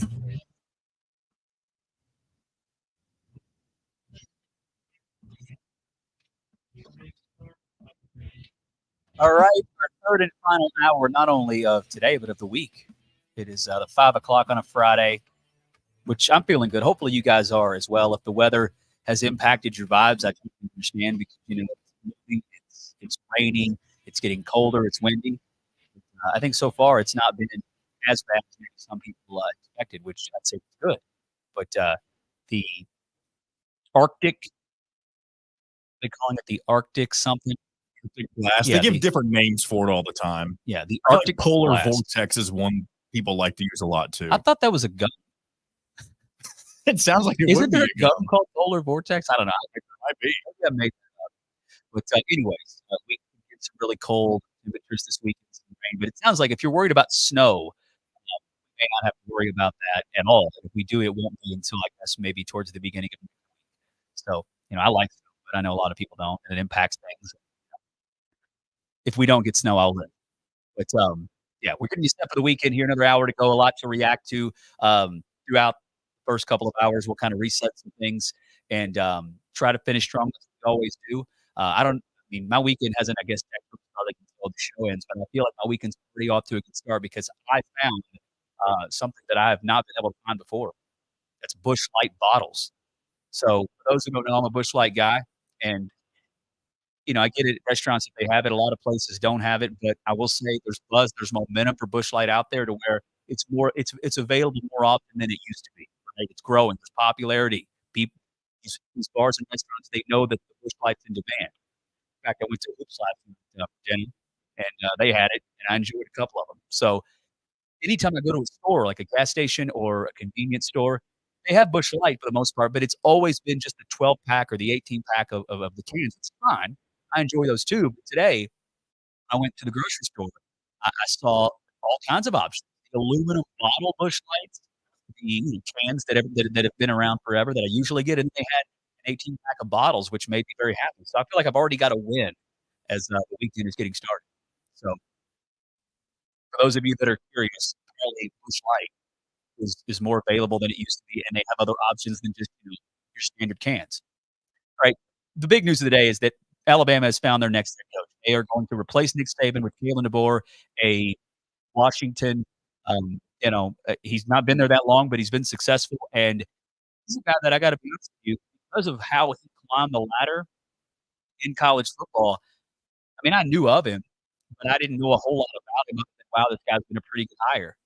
But his actual resume is way more impressive than I realized, and probably more impressive than maybe you realize.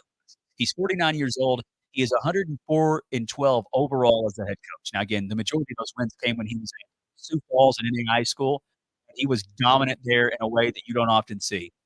So 72-1 at home as a college football head coach. And the one loss he has at home wasn't really a home game. It was during the COVID season, so there were no fans there, right? So he lost, but it wasn't truly no fans have actually been in attendance at a home game to see Kalen DeBoer lose, meaning fans of his team. 85-9 in the regular season, 19-3 in the postseason. He's 12-2 all time against ranked opponents. The guy that it did appear to be the first name they wanted to talk to was Dan Lanning. Well, he beat Dan twice this past season. So this guy's been phenomenal, and it's rare you see a guy that is so dominant at a lower level like NAIA even get an opportunity that like he got here. And he's delivered in every way, and now he's taken over Saban. Good luck, because I know you can do great, Kalen DeBoer, and you still will probably not live up to what Alabama fans expect because Nick Saban is that kind of coach that is so damn good that we'll never see again. I think he's the best college football coach of all time, and to me, it's a disaster waiting to happen to try to walk in that shadow and live up to that. But then again, I don't know. Maybe he is 11-1 next year, or 12-0 maybe. Like with the resources that they have and what we know about him as a coach, it's crazy to say that he'll just fit right in and Alabama's going to keep doing the same thing, but maybe they will. Again, he's a good coach. He hasn't accomplished what Saban's accomplished, and maybe he will in due time. But this is a guy that clearly is not afraid of walking in that shadow and trying to live up to that because it sounded like it was a tough ask, right? Like I think once he knew that they were interested, the conversation started, and he told his team earlier this afternoon, right around 3 o'clock, that he is in fact leaving Washington to go to Alabama. Now his replacement is apparently going to be the Kansas State head coach, Chris Kleiman. I don't know if that's like official, but ESPN's Adam Whitberg says that Kansas State head coach Chris Kleiman and the Washington AD Troy Dannon both attended Northern Iowa around the same time, and it overlapped there during Dannon's first few years. So there's a connection there. He's certainly going to be on the list, but as far as who actually ends up taking over, I guess it's not. I guess it's not as much in the works as I thought, but I think that would be a good coach because Kleiman's a good coach. I think Kansas State to Washington is a likely move if you're him, unless of course you just love Kansas State. Maybe he does. All right, we've also talked about these NFL Super Wild Card matchups because there's some good games this weekend. In fact, I think the game that probably would have been maybe the most entertaining to watch would be did not finish the season very strong, and that's the Kansas City Chiefs and Miami Dolphins. Just so happens though that the game is going to be played in insane conditions when it comes to weather, and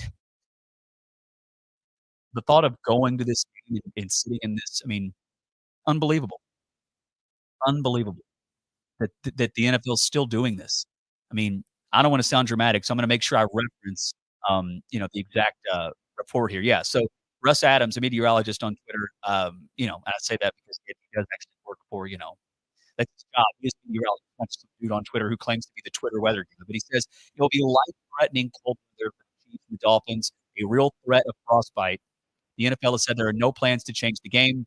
Temp and wind chill at game time at 8 o'clock could be literally life-threatening. In fact, let me just pull it up here on this map that he has. Yeah. So the wind chill around 8 o'clock when this thing tips off is going to be between -20 and -17. Like, how are they allowed to play this game? I mean, that's unbelievable. Absolutely insane.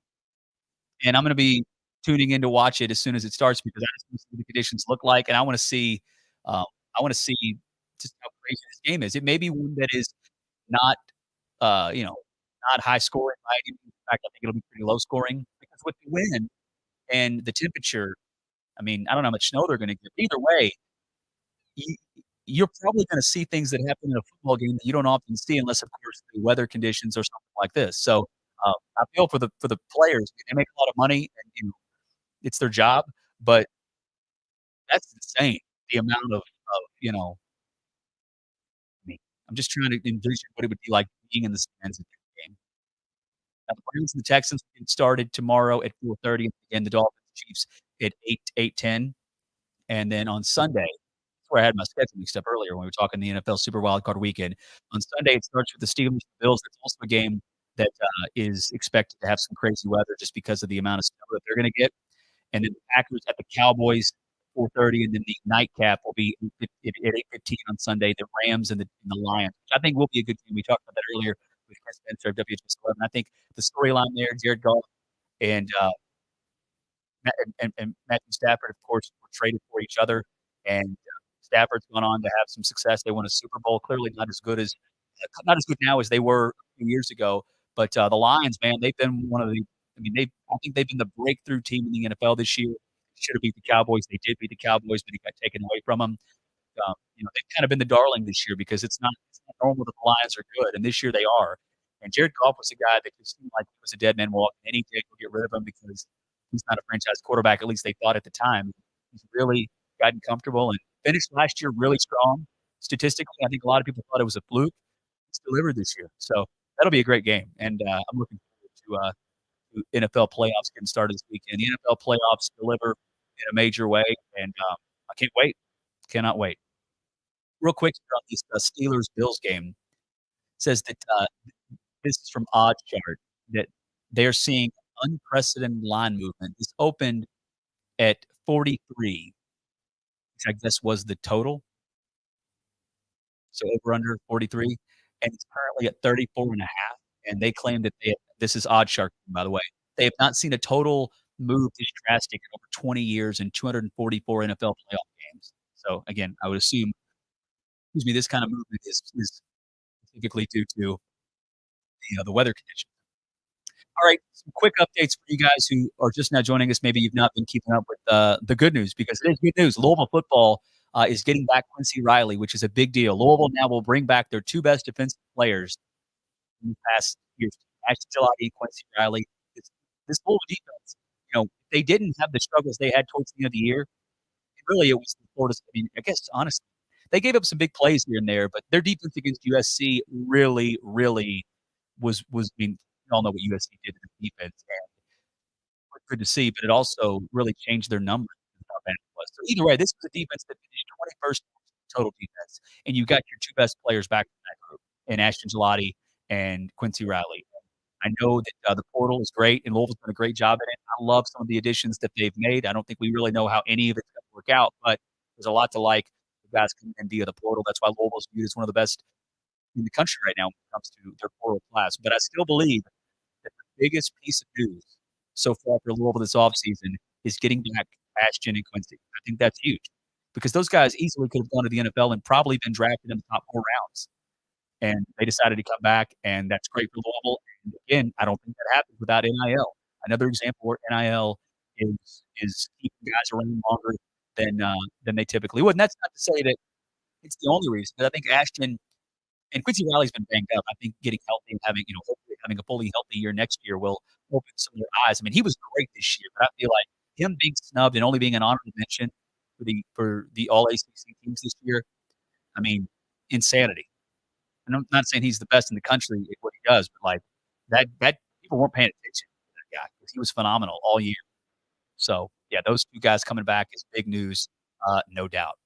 All right, we also talked Louisville basketball as far as the Miami win, and this being a real piece of. It's something that actually matters, right? And I don't want to say any other game, any other win hadn't mattered, but let's be real. When Louisville beat Clemson last year, the season was already gone. When Louisville beat even Georgia Tech last year, way too late. And I guess you could say the same thing now, because if we're being honest, Louisville right now, despite winning against a good Miami team on the road, who was in the Final Four last year, you jumped up 27 spots in the net with that win. And yet you still stood at 236, which confirms what I said yesterday, that they could go on one of the most unexpected runs you've ever seen in college basketball and still not be sniffing the bubble because of how bad their resume is. And that's what you get when you play one of the worst non-conference in the country. And, oh, by the way, you lose to some of those teams. The teams that you do, in fact, beat that are terrible in the 300s, if you don't kill them, you're probably still going to fall. So we don't need to talk about tournament. We don't need to talk about anything other than the now. And that is that they're coming off of a win that actually does have value, and it's something that is a result you can take and try to build off of. So I'm hopeful that they do that tomorrow against NC State. NC State's a team that you can beat. I mean, you're going to. I wouldn't be shocked if Louisville. I mean, no result would really shock me. I mean, if they win, I won't be completely stunned, because, again, they just actually did it. They beat a team that we didn't think they'd beat in Miami. If they lose a close game, but they're competitive and they play similar to what they did against the way they did against Miami, that wouldn't shock me. If they could make a 20, wouldn't shock me. So I don't have a clue what's going to happen tomorrow. I don't think any of us do, but I'm looking forward to tuning into watching this team play more so than I have maybe ever, because I now want to see if they can carry this along. Now, maybe I'll be careful what I wish for, right? I'm locked in. I'm ready to get this thing going at noon, and then, they come out and get blasted. They wouldn't shock me, and then I'll realize, okay, that was a nice win against Miami. At least now we know they can do it. But, hey, they once again reverted back, the team that we don't enjoy watching play.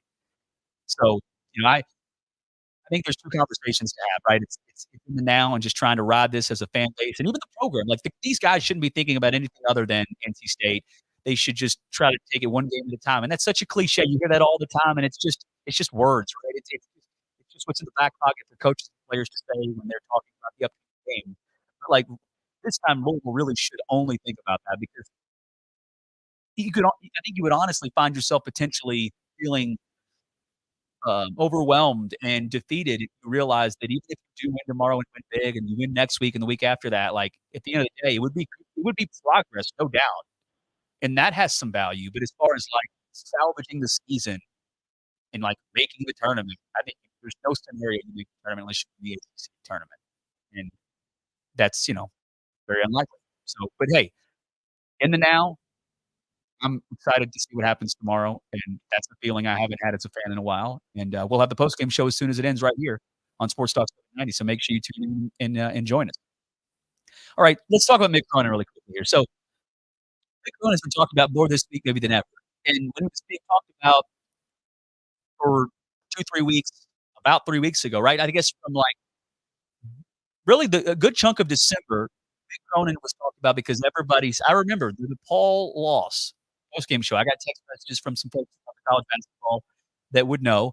And, they say, look, Mick Cronin wants the job when it opens. And I don't know if it can happen because Louisville's going to pay. We don't know that. But, like, his name's going to be the name out there if the job opens up. Or if there's even speculation about the job coming open, his name is going to be out there. That's not a surprise to anybody. That's not like I had some kind of a scoop. But even if Mick was having a great year this year and he wanted to come home, Louisville, and I say home because this is the area where he's from, not necessarily like he's from Louisville, but he's not an LA guy. It would be impossible, in my opinion, because of the $60 million you have to pay to get him. I just think that makes it a non-starter. I don't think he's the candidate. But again, that's just me guessing. I'm not the one in charge of who's a candidate and who's not. But since those conversations happened, Mick Cronin has, at a very high rate of speed, headed down a path of having the same season that Kenny Payne had a year ago. And that's not an exaggeration. This Cincinnati team, Cincinnati, that's where he used to coach. This UCLA team is, again, in the midst of having not only one of the worst seasons they've ever had as a program, but one of the worst seasons anybody's had at the Power 6 level. Right now they are sitting 4-10. Let me see here. I'm sorry, 5. They actually have, let's see here. They have 6 wins, but one of them doesn't count towards the resume because it was against the Division II team, that's Chaminade. So they lost last night 90-44 to UT. They've now lost 4 in a row, and they're bad. The numbers aren't as bad as far as the net and the KenPom, but like they're unraveling. They were down 50 points last night for a good chunk of that game. And that's, again, they lost 90-44. An absolute beatdown. It's crazy to me how quickly things have unraveled for Mick Cronin. And I know that they didn't do well in the portal compared to like maybe other big time programs. But, when it comes to one of the things that I don't like about Mick Cronin is the potential coach here is because I think he's a jerk. Now, again, you can be a jerk if you win at a high level, that won't matter. But I think he's a jerk and it actually hurts his team. And it hurts, like, it doesn't benefit anybody. And I don't know what being a jerk does to benefit anybody ever. But, after they lost to Villanova when was that game? That was before things got really bad. Yeah. They lost to Villanova. It was on December 9th. And that was when he, kind of threw his guys under the bus and essentially said, we did as best we could. And I'm trying to find the actual quote here, but he said, got what we could afford. I know that was part of his quote when talking about what they did in the portal. That's just, if I'm in the locker room, I'm like, the hell with this guy. Like, who would, like, his team has completely quit on him, and who could blame him? Like, that's the kind of statement that, like, you may think that, and it may be true, actually, because it doesn't look like their roster's anywhere close to what they want it to be. But saying that is not a way to motivate anybody, right? Like, there's tough love, there's tough motivation, but, like, that's you using the platform when it comes to the press, to the media, to tell everybody that, hey, don't be mad at me. We got what we could get with the money we have. We don't have NIL money, and these are the scrubs we were left with. Like, that's essentially what he said.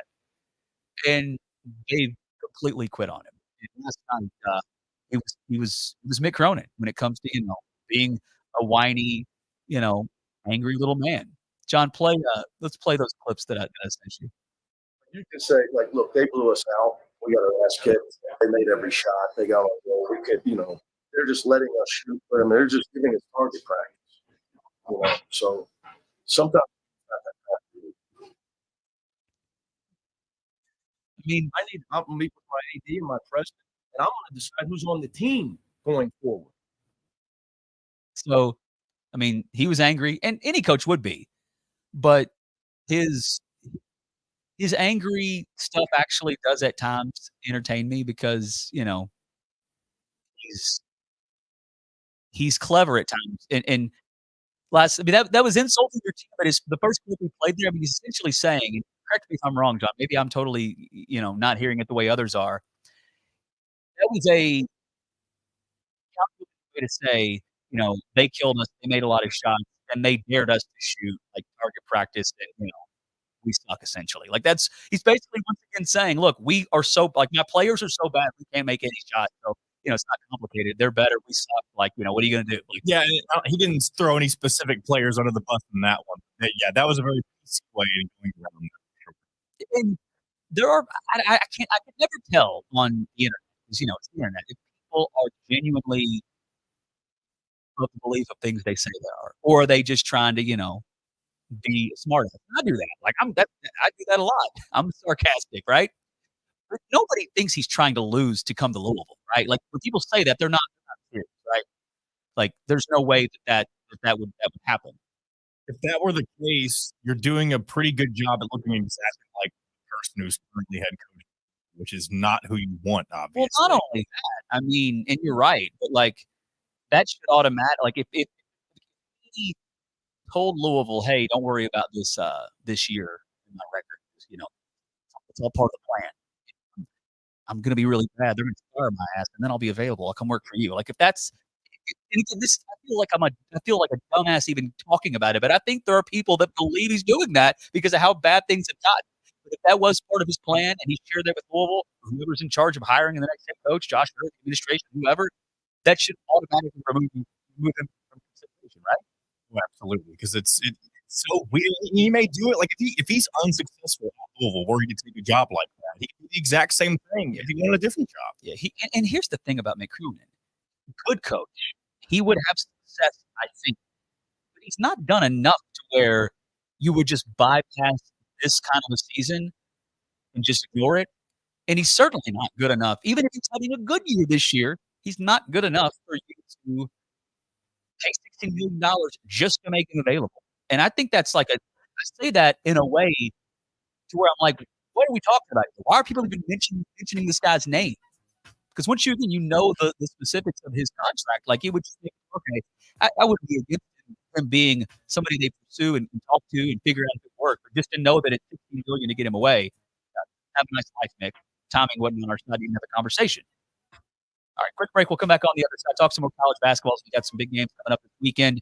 And Michigan, they're turning into the program that in basketball, by the way, is now doing things off the floor and making decisions, having some PR goofs that are replacing Louisville in the PR goof world as far as the Con Davis kind of stuff and the things that Kenny would say after losses.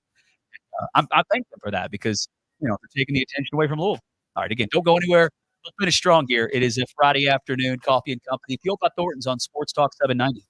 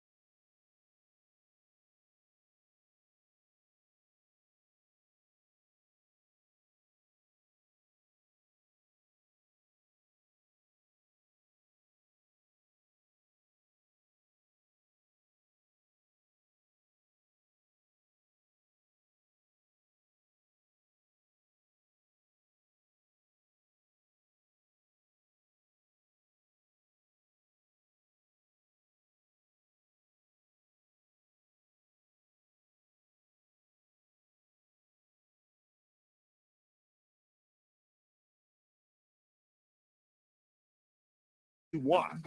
That's why we serve them up. Sports Talk 790. Good news for you, baby. Like Friday behind the weekend. You're listening to Coffee and Company with Nick Coffey on Sports Talk 790. That's right. Coffee and Company here on a Friday afternoon as we've got about 30 minutes left before we get out of here for the weekend.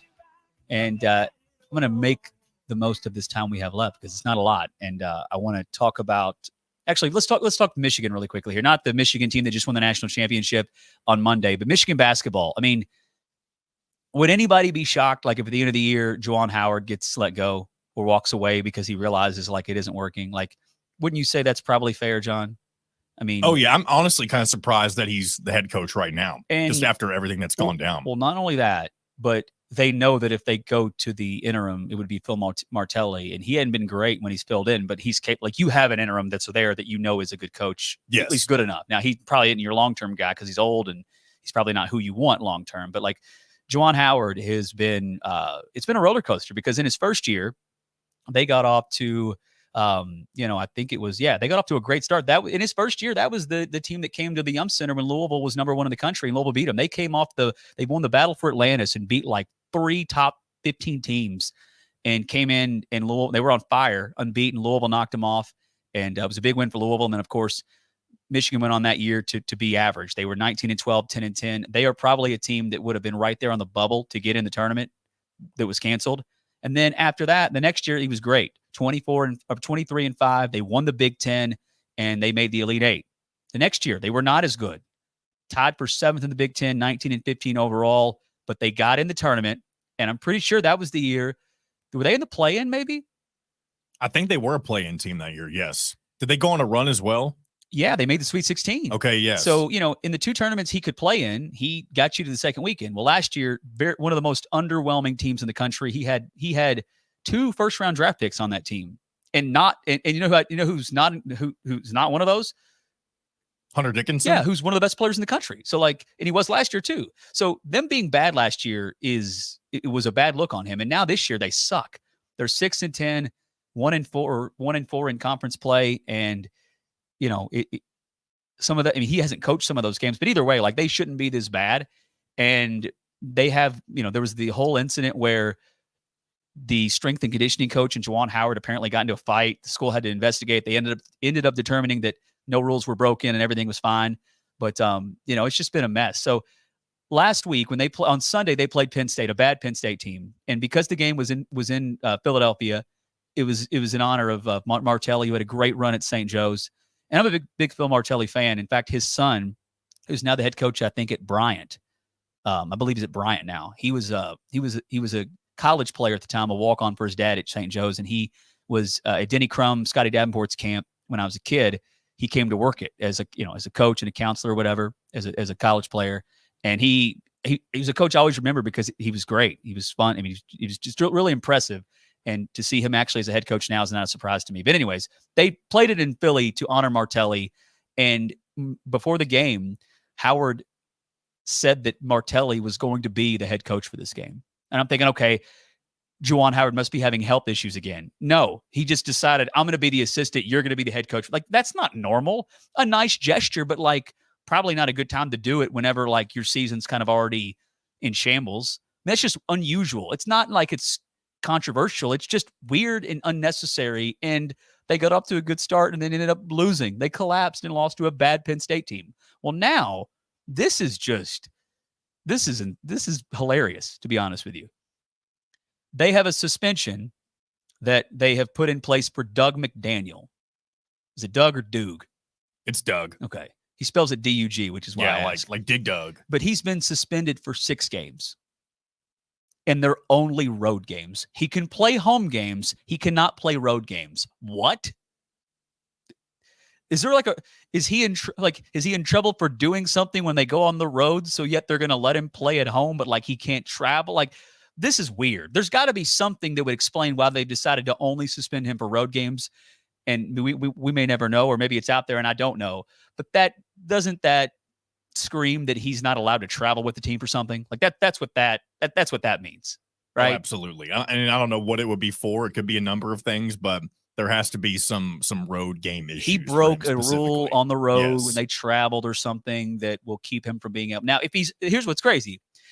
This thing becomes even more stupid if, in fact, if they're on the road and he's there on the bench in street clothes, like then this is even more hilarious. It's almost like the Karan Davis situation. Oh yeah, and that's why I said earlier. Is like they're doing some things that are kind of making us not look as bad at Louisville as far as how we've handled some things with Kenny Payne calling out Tyler Johnson in regards to the tights, acting like Louisville can't beat Kentucky Wesleyan with talent, and how we'll never be able to get players like Kentucky, and we can't even let anybody know who we're recruiting because then they're going to come in and take them because we can't get them. I mean, that along with the Karan Davis stuff and, of course, just the overall situation. I mean, it's nice to not only get a win that has value like Louisville did, but we've been kind of quiet on like the nonsense side of stuff with like things people say and whatnot.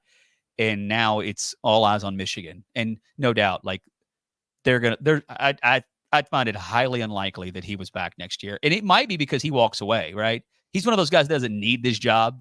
You know what I mean? Like, and plus he's an alum, just like Kenny Payne. Yeah. And they may give him the benefit of the doubt and just say, hey, if you just walk away from this, we'll, let everything else be and everything will be history, I guess. You're right. It'll be mutually beneficial for both parties to just end this at the end of the year, I think. And that'll probably, I think it'll be mutually beneficial for Louisville and Kenny Payne to part ways at the end of this year. But will it play out like that? Again, no clue. No clue. All right. I've not talked much about this and I waited too long to do it, but the Florida State situation where they have been, they've been punted. Let me just pull up the actual, because word gets out, reports are out that they're in trouble, but like the actual process is a lengthy one. So the NCAA, I guess, has announced that there's going to be punishment for Florida State. As far as what that is, I don't know, but it's NIL related stuff. And it says the penalties are against one of the school's NIL collectives, Rising Spear, and an unnamed assistant coach, which On3 Sports has confirmed its offensive coordinator, Alex Atkins. He committed 2 level 2 violations and will serve a 3. So we do know the punishment. He's going to serve a 3-game suspension to start the season. In addition, he received a 2-year show cause from the NCAA as part of the sanctions, which were negotiated between the school and the NCAA. But essentially what this guy did is he guided a player or recruit to the collective. And maybe it's what he said, because again, you got to be careful. Like, I just think what happened here is that he's doing essentially what everybody else is doing.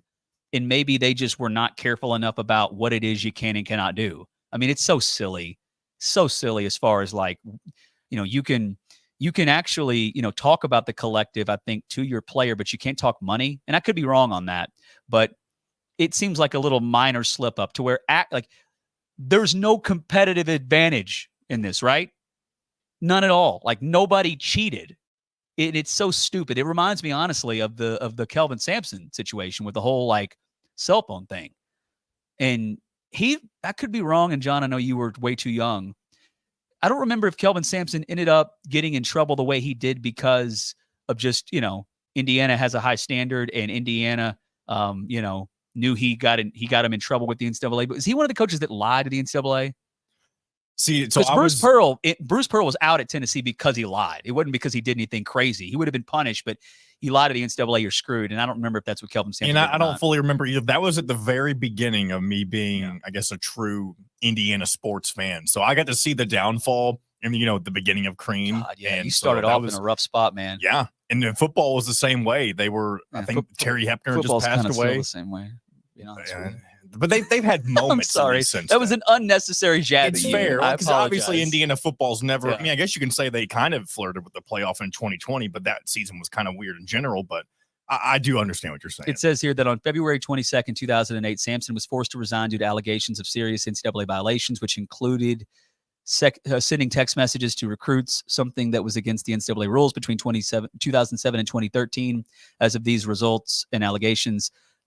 allegations, Sampson received a 5-year show cause. That is so stupid.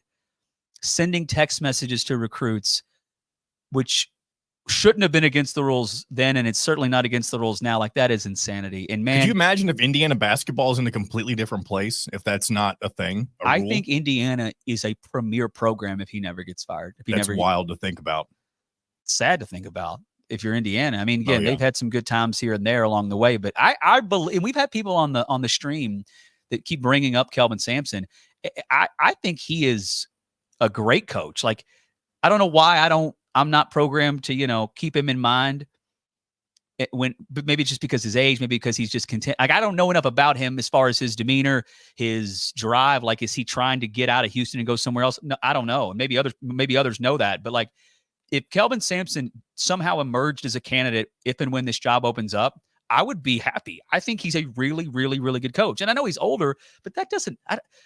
Is he in poor health? I mean, clearly he can relate to players, because if you watch Houston, those guys play their ass off for them. And you know why at Houston? Because Kelvin Sampson, not because of any other reason. So, I think he's a phenomenal coach. I don't know if he'll end up being a candidate if the job opens up, but again, if he is, I'd be fine with it, because I think he's great. I do. All right, quick break. We'll come back on the other side and finish strong here. Talk about some of the action tonight when it comes to betting. The Hoosiers are in action. We've got some Big East games, and of course, a loaded slate tomorrow. Louisville is 6-point dogs to North Carolina State right now. Kentucky opened up as a dog. I wouldn't be shocked if they're favored by now. But we'll get to that and the NFL games as well, because, hey, it's going to be a good betting weekend. I don't know if that means we're going to win, but there's a lot of good action to bet on, and we'll talk about it coming up next as we wrap it up here on a Friday afternoon.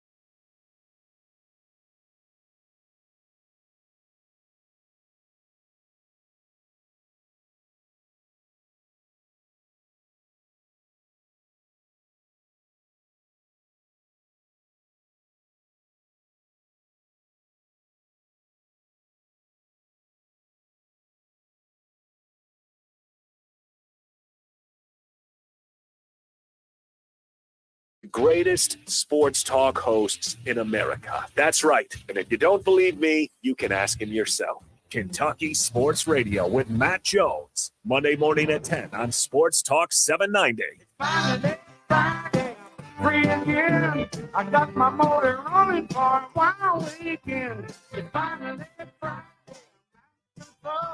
Forget the working blues and let the time roll. You're listening to Coffee and Company with Nick Coffey on Sports Talk 790.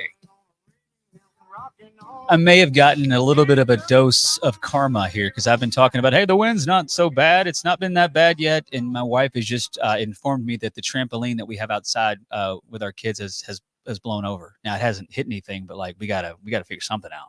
So yeah, that's what I get by acting as if this was all an exaggeration when it comes to the wind being bad. All right, tonight, real quick, the matchups here in college basketball. I'm not going to do it because if Indiana lets me down when I bet on them, I would take it out on John, and I don't want to do that. And here's the thing, like I'm to the point to where like I think the spread's at 4.5, at least last time I looked, and I don't know if I'm confident in that. Indiana might win, but I don't think they'll win by much. And Minnesota very well could beat Indiana tonight. Yeah, Minnesota's not great, but they're clearly better than they've been in recent years under Ben Johnson. But I do like Dayton +1 against Duquesne. Duquesne's a team that I actually like this year and have bet on them a few times, but I just think Dayton's better. And then another game this evening that has my interest is DePaul Villanova. Villanova -19. That's a lot of points, but man, I'm taking it. I just think DePaul's DePaul, and the other since I looked 10 minutes ago, the spread's already changed from Louisville +6 to Louisville +7 against NC State. So I won't touch that game, but if I did, I would take NC State just because as good as the other game, as good as Wednesday was against Miami, it's a one-off, and Louisville, for the most part, if you're going to wager, I think you need to look at the big picture and rather than just one game. But again, not going to touch that game. Kentucky. They are, let's see what they are right now. Because again, they opened up as I think 1-point dogs against this Texas A&M team that is struggling as of late. And as of right now, I'm not seeing it on the board. Yeah, here we go. It's now it's Texas A&M -1.5. So I get it, I suppose, because it is a road game. And the KenPom only has Kentucky, I think, winning this game by 1 point. But I think Kentucky's a lot better. I think the formulas, meaning KenPom, are factoring in early season A&M, which, not to say that doesn't matter, but Wade Baldwin is their best. Wade Taylor. Wade Baldwin played at Vandy long ago, but Wade Taylor is their best player, leading scorer, averaging 17.3 points per game. But once they've got into SEC action, he's not been the same. He did have a great game against Houston, their best performance of the year where they nearly beat Houston. That was last month. But in the last 2 games, they've lost 2 games. They've lost both these games, by the way, at Auburn. And then they lost also to LSU, and that was a home game for them. And LSU's not good this year. Wade Taylor in those games is, let's see here. In those last 2 games, he is a combined 3 of 20 from 3. So he may get hot, but he could actually he could go off in this game, but he's one guard. They've got 4 that are really, really good. And I just, Kentucky has been in, and they could lose, but they've been in positions where they're on the road, not playing great, find a way to win. That was Florida. They've been in positions where they're playing a good team. And you know what? You think youth may get them. It may come back to bite them because, I guess youth wouldn't be something that comes back to bite you. It's just part of the process, right? And they are young. They're always young. But they were more mature and more poised and made winning plays when they played teams like North Carolina. And even when they beat Miami earlier this year, although it was a blowout. So I don't know if I'm going to wager on it, but I would hammer Kentucky money line here if I was, if I did go that path, because I think they're going to win, and I think there's enough evidence to show you that. Now in the NFL, I know we're running out of time. I will say this: I love the Texans +2.5, and then the other games. I mean, with the weather, I don't really know I probably will end up taking the Cowboys to cover 7. But, they always let me down. They let their fans down in the postseason. So that's where I'm at. Anything jumping out to you real quick, John? Nothing yet. I'll have to do my betting over the weekend and figure out what I want to do. I hope the Hoosiers win, though, for your sanity, because it would be a bad loss, right? It would be. Have a good weekend, everybody. We're back with the postgame show tomorrow right around 2 o'clock after Louisville and NC State.